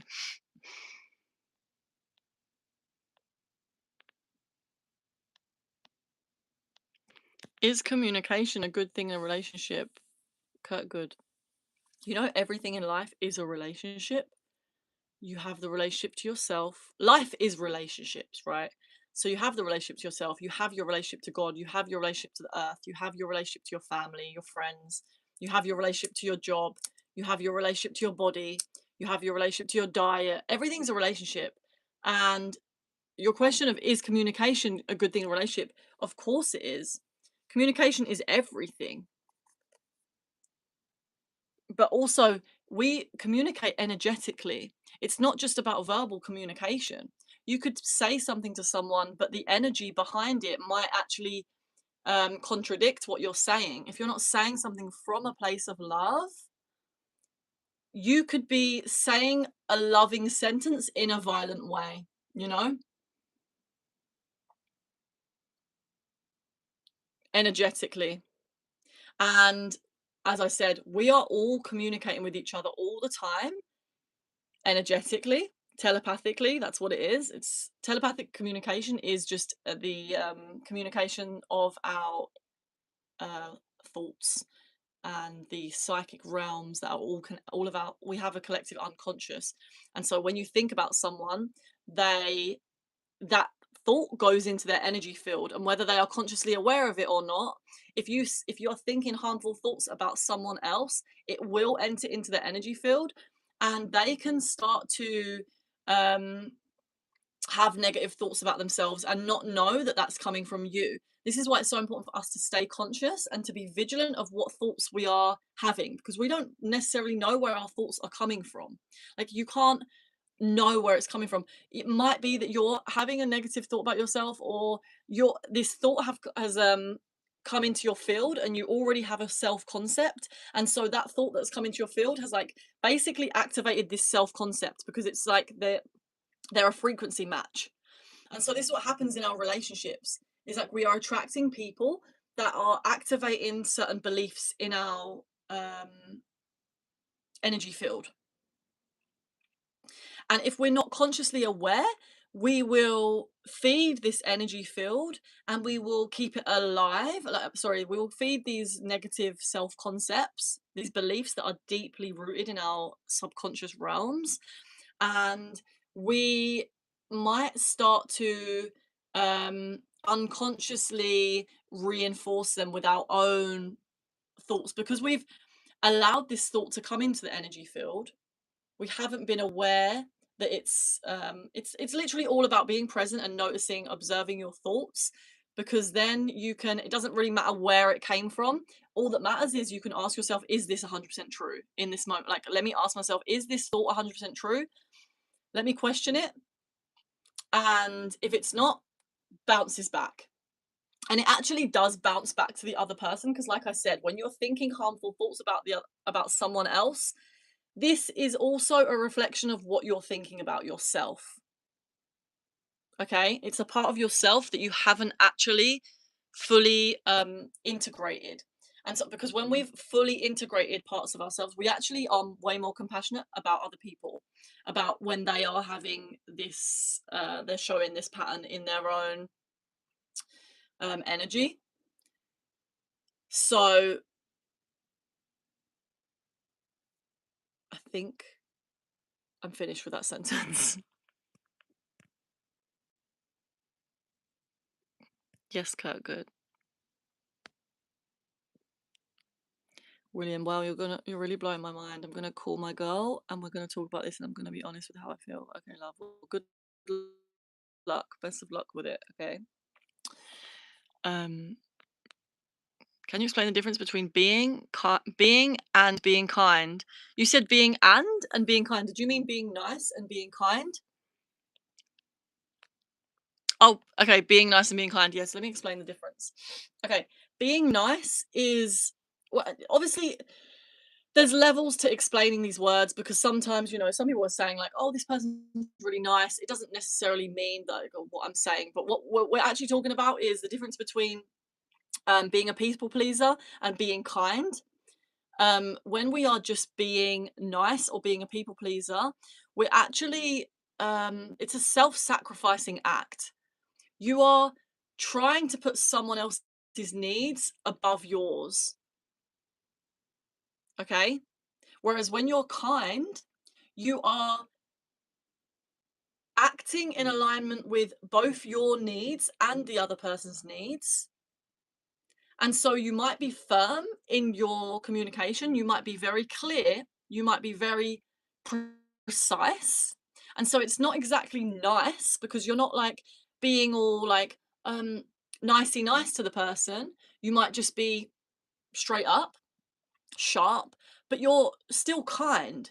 You're not being nasty or you're not being like it might come across as blunt sometimes. Like I had to set a boundary with someone before. Someone was in my house and I actually felt like I wanted them out my house. Like my whole body felt very unsafe and I was like, I need this person out my house right now. And so I said to them, like, I'm gonna get ready and I'm gonna take you home in an hour. Okay. So I gave this person enough time and they were resisting this and they were like not wanting to leave. And that made me feel even more unsafe. And I was like, but so in this moment, like there was no being nice, it was not like me being, if I was to be like, oh, like, okay, like I really understand that you want to stay, and like I don't know, like if I started to be like trying to be nice, I might think, oh, I'm bad for wanting them to leave, so um let me be nice and let them stay, right? Even though my whole being is like, I need my own space. I need this person out my house right now, okay? So being kind is like, I'm taking into account my own feelings. It's like, I need this person out my house and I'm going to be firm in that. And I'm going to be kind. I'm still going to be kind. I'm not saying to them like, you're a fucking asshole. Get out my house. That's a bit unkind. But I'm going to be like, okay, I'm gonna take you now. Okay? I need you out now. And like I remember when this happened, it's like I think I was being a bit blunt and that was probably triggering. That was triggering for the other person. They felt like you kind of just chucked me out, or that they didn't say them words, but it was like, um they were trying to say that I was being mean, but that's also a way that people the more like people can start to manipulate us into being nice if they like are telling us you're being mean for setting a boundary, and I'm not fully firm in like I know that this is what I need right now, and it's really easy for people pleasers to then override their own need with someone that's coming at them with like, you're not being very nice to me right now. And it's like, well, I'm not trying to be nice, I'm just doing what is necessary in this moment. And sometimes we have to be okay with like we might not be nice, the other person might not like it, they might, a lot of the time what's happening with people pleasing is we're afraid of the reaction, we're afraid of someone else being upset. And that's what we've learned in our childhood, is to be nice so that um because if we say no to someone, they're going to get upset at us. And so as an adult, we start to play these patterns out with other people in other relationships. Is that like, okay, I'm just gonna um, ignore my own need and I'm going to be nice because I can't handle the reaction that this person's going to give me. Like, what if they tell me that I'm bad? Or what if they are like upset with me? What if they abandon me? Like, all of these fears are like deeply rooted underneath why we are people pleasing. And we have to remind ourselves that no, I have my back. If this person starts to tell me that I am wrong, I am mean, I am not being nice enough, okay, that's fine. I don't need you to think that I'm nice. All I need is like, let's have a healthy communication where my needs matter just as much as your needs matter. And if that means that I need to take some space, that is okay. And if you can't handle that, if that's something that you are going to try to guilt trip me over, then this relationship even more is not something that's in alignment for me. Does that make sense?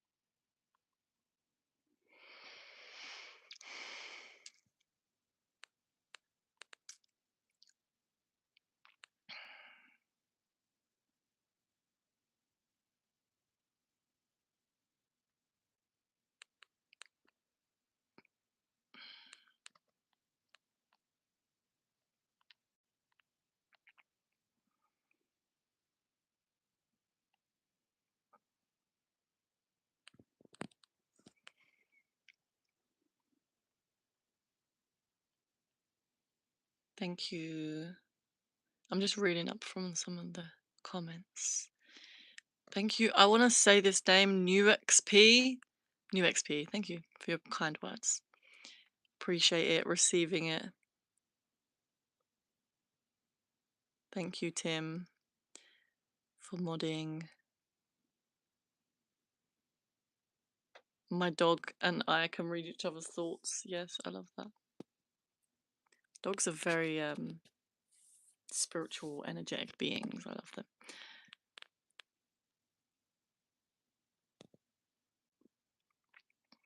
Someone said, "How do you know all this?" It's just I'm just speaking from experience right now and things that I've learned. I love to learn about all this stuff, so I'm practicing in my own relationships, and I like to talk about things that I have got experience with. Um,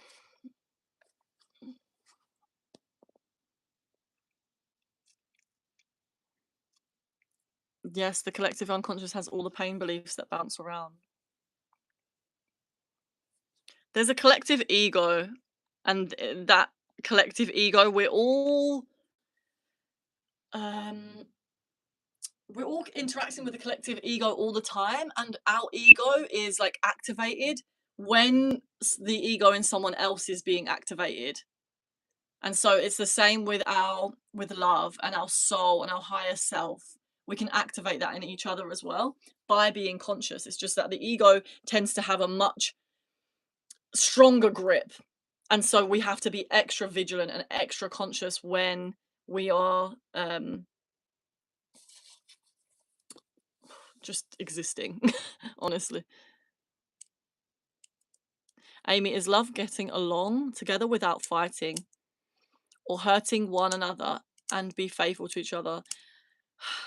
I mean, I would say yes, but I would say that like love is it's not necessarily getting along without arguments because we are going to have conflicts in our relationship. That is inevitable. We're going to have needs that conflict and we're going to need to speak it out. And that is something that we as a human, as a species, are currently undergoing a lot of evolution with because our communication that as a whole is not very good. It's something that we avoid is conflict resolution as like I'm talking about in general like as a human race, which is why we see so much conflict in a bigger like the when you see these wars and these conflicts that are breaking out on the world, these are the manifestation of our collective unconscious and the reflection of our inability to have healthy conflict resolution. It's manifesting on a very large scale in these spheres. But when you realize that this is a reflection of our individual ability to communicate in our families, in our own communities, you'll notice this that when you are spending time with when you're living with people, often the conflict resolution is um it's a challenging it's a very challenging part, which is why we've also become very individualistic, and we try to be islands unto ourselves and pretty much exist without having to depend on other people, because we need to learn to resolve conflict. It's really about that. That's what I truly believe it's about, because we have basically designed, in the Western world, designed our lives around not having to resolve conflict with each other so that we can just live alone and be not dependent on each other. But the problem with that is that we have then kind of unconsciously got ourselves into this like dependent relationship with a with the system that is not taking our best interest to heart. So we are basically in kind of like an abusive relationship with the powers that be, with the ones that we are dependent on for everything that we need to survive. Um, we are so dependent on these systems because if we start to come back to community and start to realize actually we need to depend on each other, not a system that doesn't have our best interest at heart. You know, the way that we will unplug our dependency from these systems is by learning how to take everyone's needs into accountability, to understand that everyone's needs matter, to be able to communicate our own needs, to understand someone else's needs, so that we can actually start living in harmony with each other. And then these systems will not have so much power over us. At the moment, we give all of our power to these systems that don't really care about us. Um, yeah.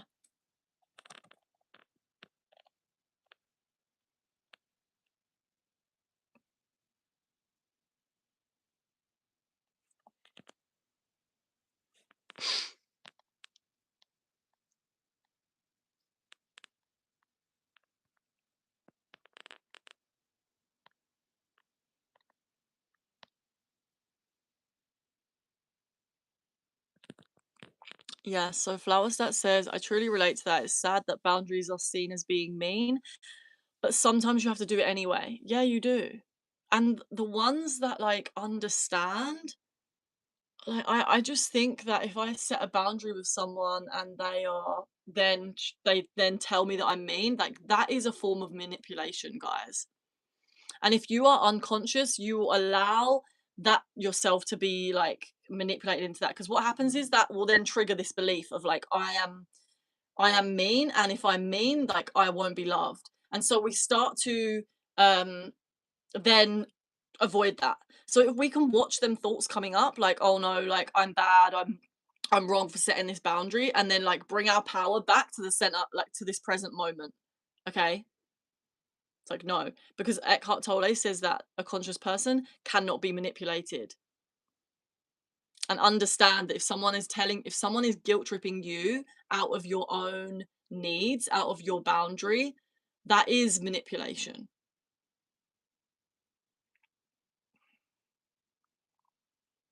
And actually, I would say that that is the unkind act, you know? So do we want that? Is that something that we want to tolerate in our relationships?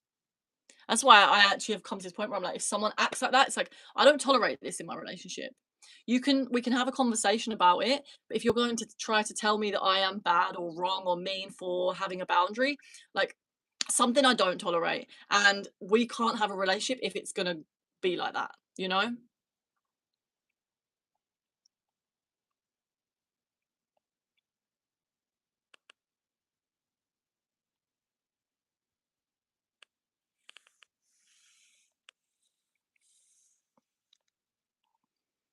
Okay. Kurt Good today. I agree with you. Mike is making stuff. If you're still here, we're talking about spirituality and life from a spiritual perspective. Yes, that makes perfect sense. Good. I'm glad, William. I'm glad that it's helped. Yes.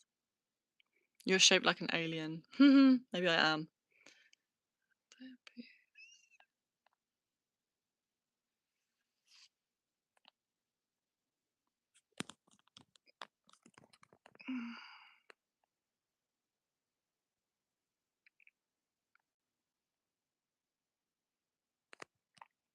Yes, it has to work both parties. Living to fulfill someone's needs while yours is neglected is not very sustainable long term. Absolutely not. Exactly.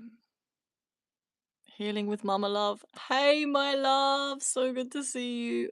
Oh, my fudgesicles. Hello, gorgeous soul. I stopped by the store and something told me to check lives. And bam! I love that. So good to see you. Mm, nice to meet you, Burkant. I got to hit the road, but I have you playing through the speakers. I love that.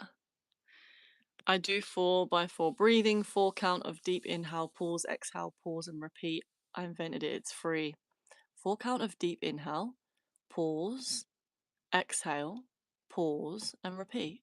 Isn't okay? I do this as well. You mean it's like box breathing, right? The mirror lining up perfectly.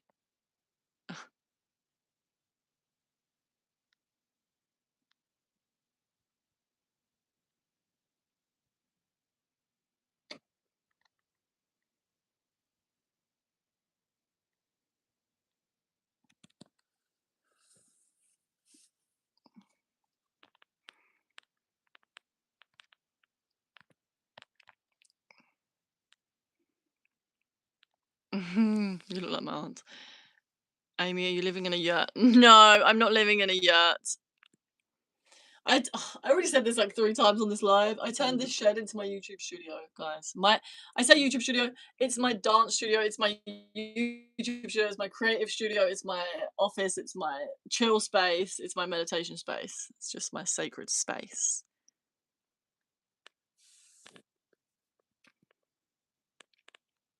Where are you from? I'm from England.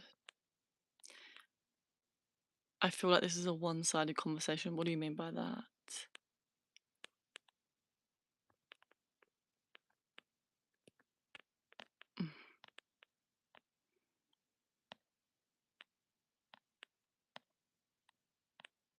Could you please talk about breathing? Sorry, I'm just scrolling up. I think I'm a little bit far. What about breathing? Okay.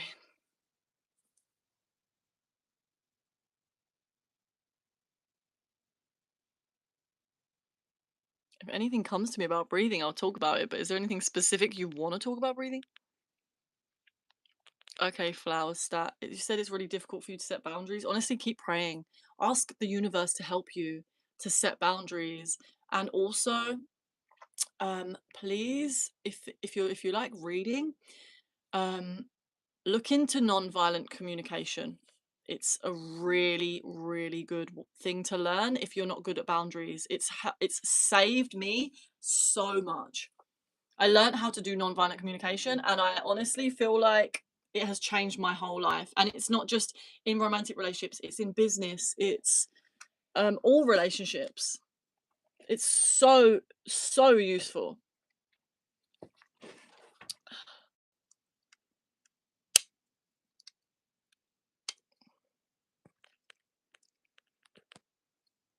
Two positive people are going to get along with each other and agree with each other. It's not necessarily that they will agree with each other. You can disagree with people, you know? We can have disagreements and talk it out in a healthy way.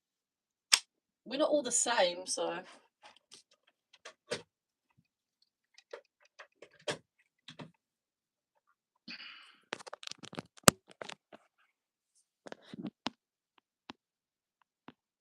Don't make things too completed. Role of life. Do you mean complicated? Life is too short. Make sure you find the right one when you marry kids. What if I tell myself to leave me alone, but I don't want to? Well, then you're You have two parts of yourself. You have one part of yourself that is trying to abandon yourself, and then you have another part of yourself that doesn't want to be abandoned. So, you got to listen to both of those parts, and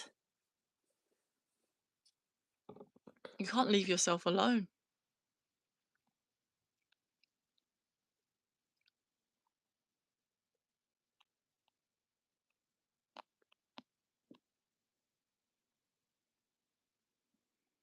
Maybe I didn't invent it, but I refined box breathing for us simple folks. Yes, box breathing saved my life about 4 years ago that I discovered it and it changed my life. It's so good. Do you know what's a really good one, guys, that I've been doing? Is to do the ratio of 2 to 1 with your breathing. So you wait, 1 to 2. So you do the exhale, double the inhale. It's so good for calming your nervous system down. I feel like it takes me so deep into my body and like deeper into the spiritual realms.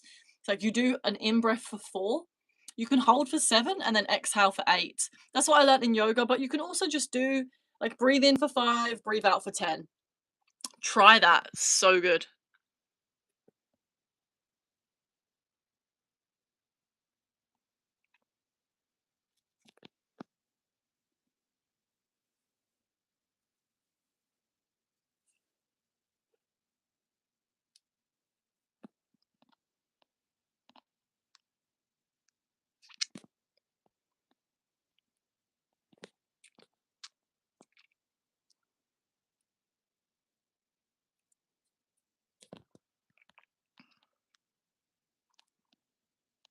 Okay, Ed says, people have said that I ghost them. To me, that is a way of trying to manipulate me. What they're saying is that I do not give them the attention that they demand of me. Mm. Okay, well, I don't know the context of the situation. Like, I feel like I'd need to know more about what's actually happening here. But are you ghosting someone? Like, why are you ghosting them? That's what I would ask. Is like, are you? Because it could be so different depending on the situation. It's like if you're in a relationship with someone and then you just like leave out of nowhere and don't say anything, that's like ghosting, right? But if you've said to them, okay, I need to remove myself from this, or like I need some space, that's not ghosting. Um, so yeah, I don't know.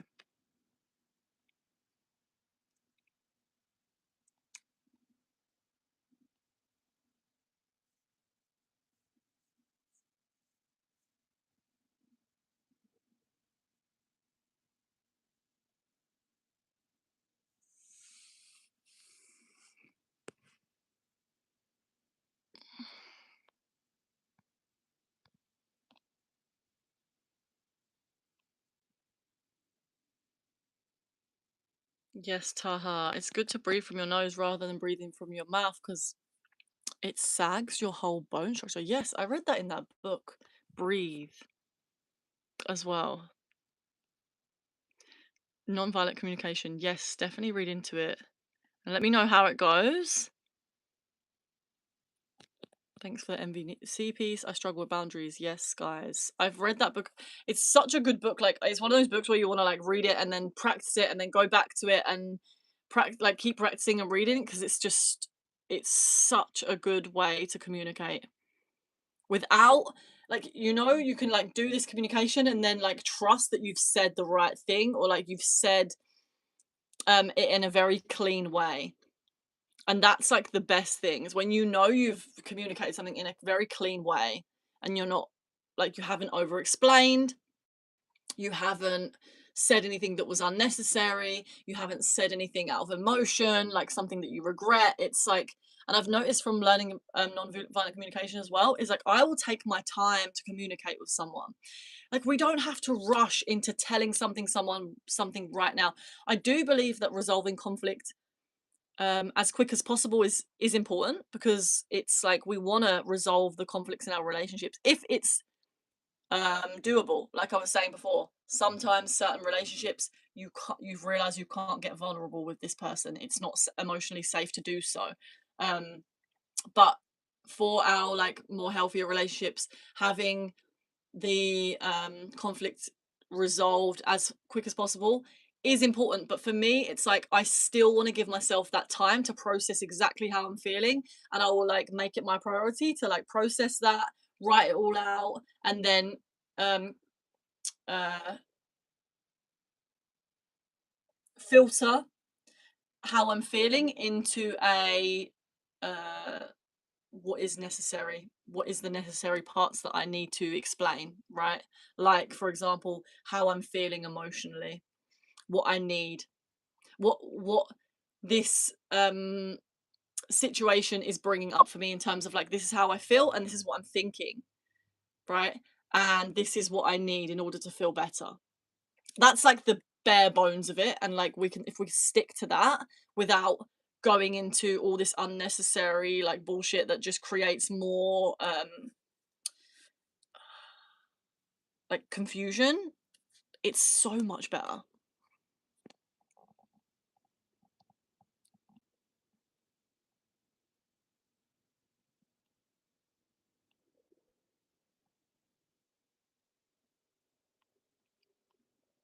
Darling, I do have strange dreams at night. Hey Martin Motors. Okay, and do you do any dream analysis?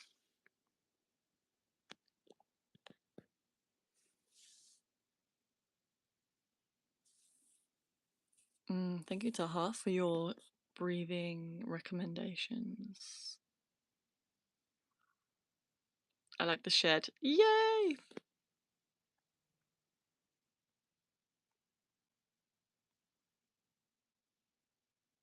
Are you practicing yoga? Yes, I do practice yoga. What do you eat for your mind? Do you mean like what is my diet? I don't eat meat. I'm pretty much vegan, but I also sometimes a little bit vegetarian. I'm flexible, but I'm not flexible on eating meat. I don't want to eat meat. And I would rather just have a vegan diet. But sometimes I might like if I'm with my friends, I might have some pizza or something.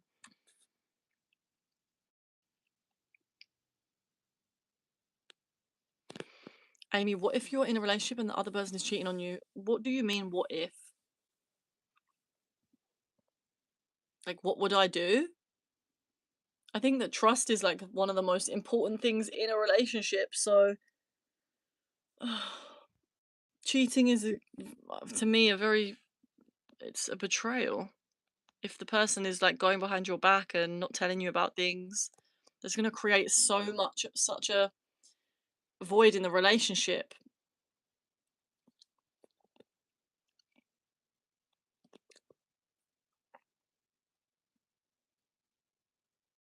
Okay, I must have my own space. I need my own space. I enjoy being on my own, so I don't go deliberately just to keep people at arm's length. Does that make sense?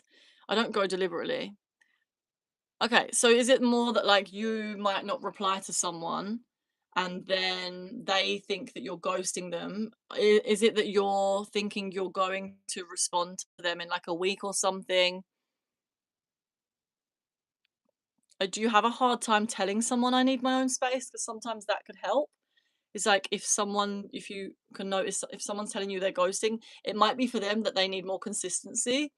And it could be that you guys are not compatible because maybe you are a little bit more avoidant with your attachment style, and that means that you need more space, and that other person might need more closeness. But that's also comes down to communication, you know. If you feel like you need your own space, it might be a good idea to actually tell the person that, to say, look, I like to have my own space and I don't want to and like yeah, not, I don't know, you don't always have to, this is what I mean, it really depends on the exact situation with the relationship.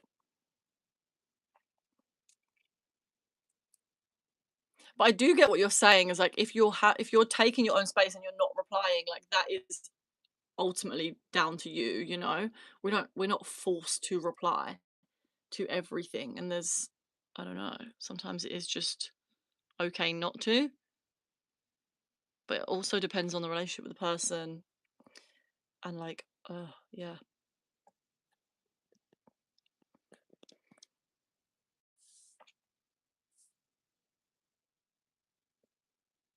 And also, like, depends, like, say you're in a relationship with someone and they're telling you that, like, you not replying is really affecting them, then it's something that we would wanna, like, look into deeper. It's like, can I provide the level of consistency that this person needs in order to feel, good in the relationship, you know? Sometimes we're just not compatible in that way. Or maybe you do want to try it, or not even try it. Maybe you do wanna meet that need for that person, and so you want, and it might be something that you want to do, but it really depends.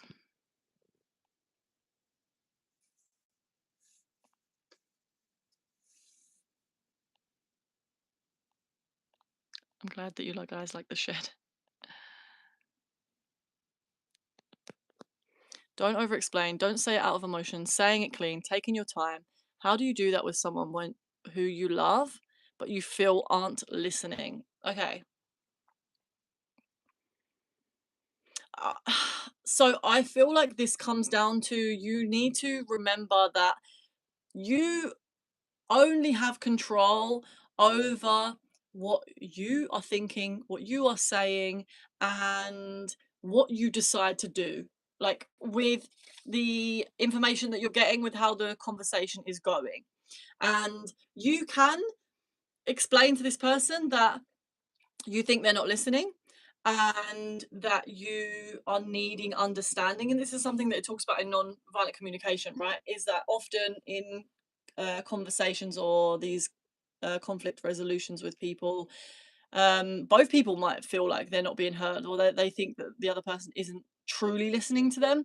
And so it can be something that we can communicate to our partner or whoever it is that we're talking to, is like, I um am feeling sad when, like, I don't know, I don't know how to explain it. Okay, I need to stop saying that. I do know how to explain it.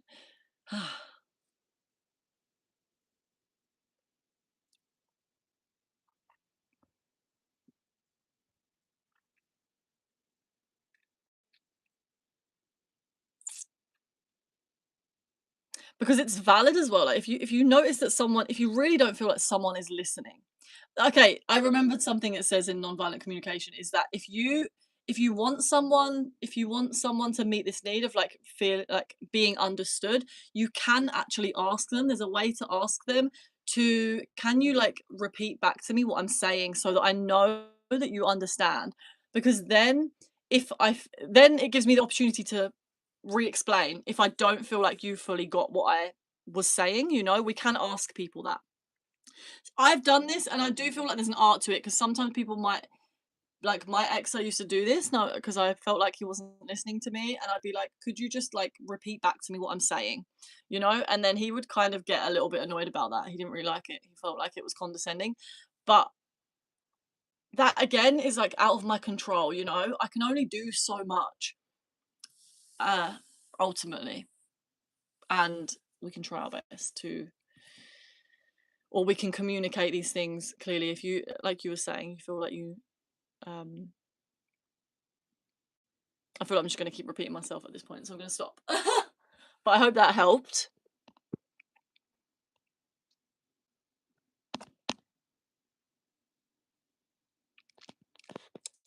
Yes, Jordan Peterson said, do that. I do it. Repeat back what you said to them. Yeah, and that's what you can request that from them in a, you know, it says it sounds condescending, but I think it also depends on you. There is a way to say it, you know. We can, and I do think, if someone is taking it as condescending, that is also not necessarily your, that's like, that's their perspective, you know? If someone, it really depends on the person. Like, if they're gonna take that as it being condescending, it's such a tricky one. It's such a complex one, because it all comes down to a lot of, like, our intention behind what we're saying, like, how we're saying it.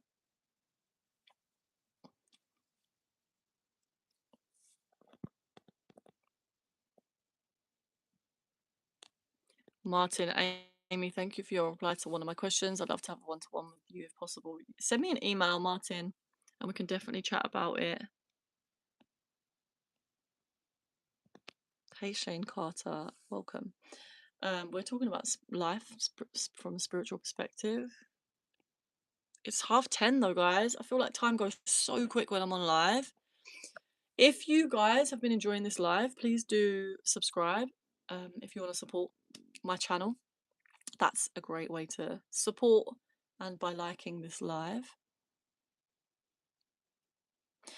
Okay, that's like telling the person that they were too stupid to understand the first time. Yeah, but it's not like you can look at it through that lens. That's the thing. But if we are coming to conversations, like if both people have the intention of fully understanding each other, and one person is like, you haven't quite understood, then it is in the best interest for you to tell them that. You don't want to just mislead the person and act like, okay, like, that they haven't understood fully, that they haven't got it, so we need to tell that person that that's not quite, they're missing the mark in some way. For them to be able to fully understand us, we are gifting someone a very deep and vulnerable part of ourselves when we are, like, when they are able to understand us, because they're then able to see into us. And that's why I would say we need to seek to understand. um and if someone tells us, like, okay, this isn't quite, like, or like, could you please repeat this back to me so that I know that you're understanding it? And then if not, then I can explain it better. It's not that you're putting the blame on the other person for not listening. It might just be that I need to change my wording a little bit. It might just be that I need to figure out a way to explain this so that it's better understood. And then by that person repeating back what they have understood, you can kind of get a clearer um, understanding of what they are getting and what they're not getting.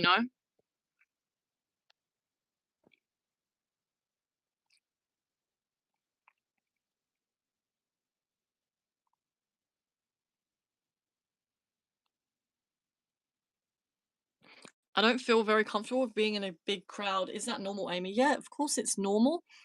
Um, I also get like that sometimes, but it depends. Depends on the day. Sometimes I like being in crowds, sometimes I don't. It really depends on the energy of the crowd as well, the energy of the people there, like the actual the group.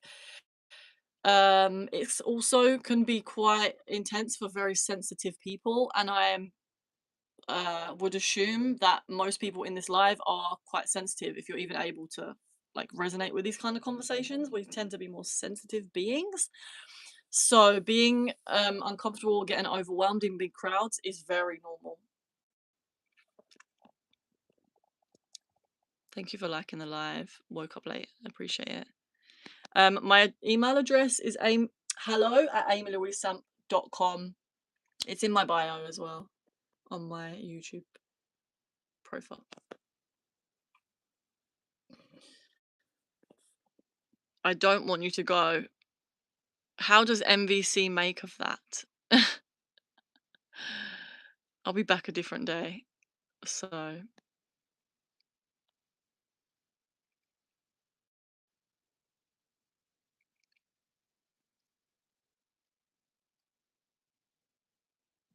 okay, yeah, someone said it would be better to say this is important before you say something rather than can you please repeat it back to me. You're not like saying it like that though, okay? You could say it like, um, would you be willing to just um explain to me what you're understanding from what I'm saying so that I can um explain better if it's not quite right. There is an art to explaining these things. You're not just going to say, like, can you just repeat this back to me so I know that you're listening to me.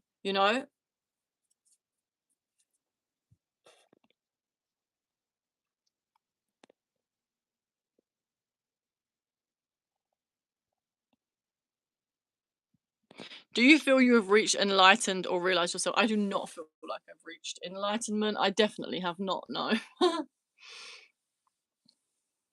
I'm on this journey just as much as you guys.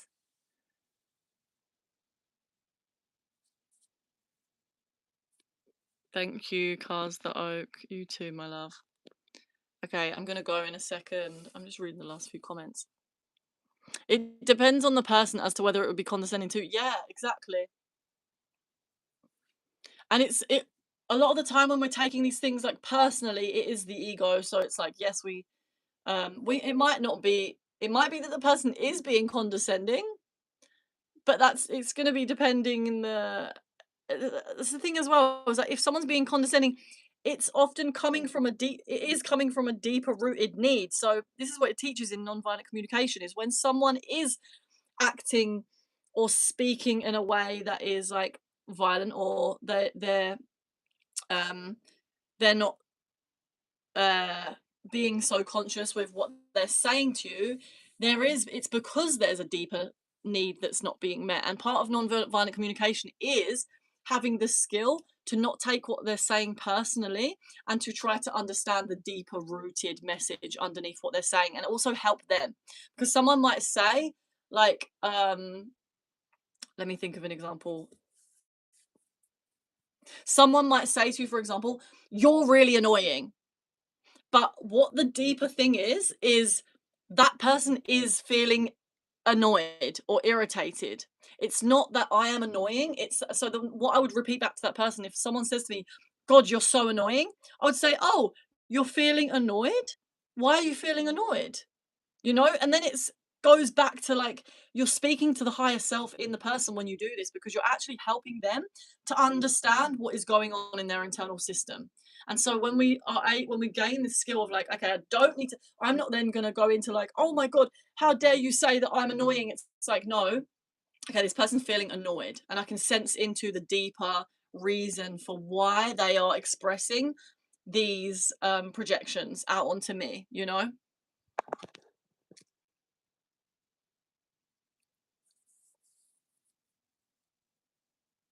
Okay, thank you, Tim.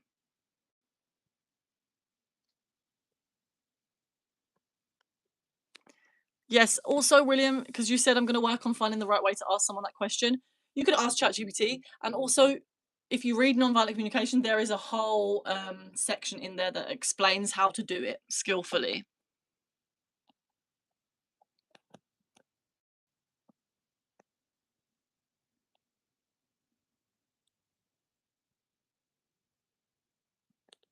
Thank you, Kurt. I'm really glad that you enjoyed the live. Okay, but even worrying about how to ask the question nicely could be an indicator of narcissistic behavior on behalf of the person that wouldn't gladly explain and show that they are listening. Mm,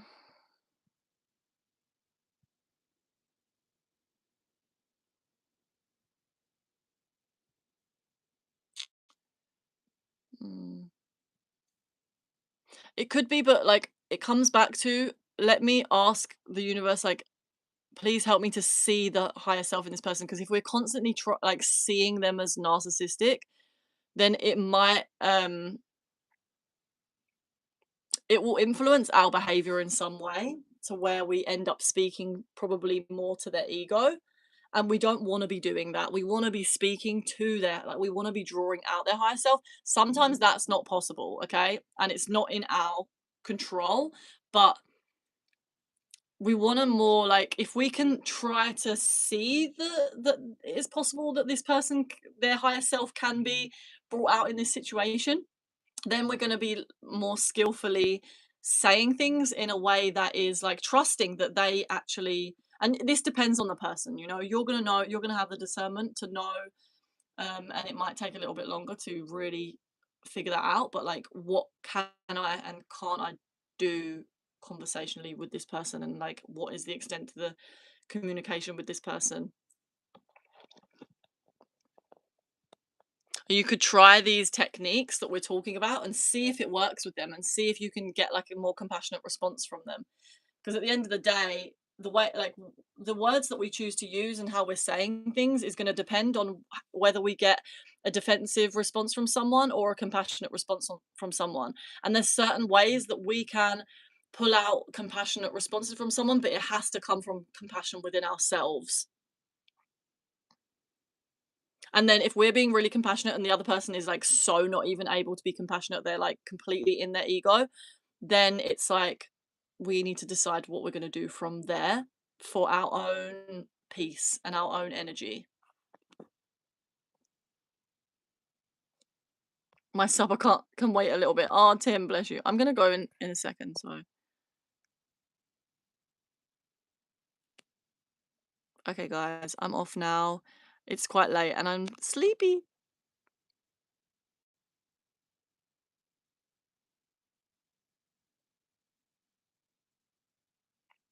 Okay.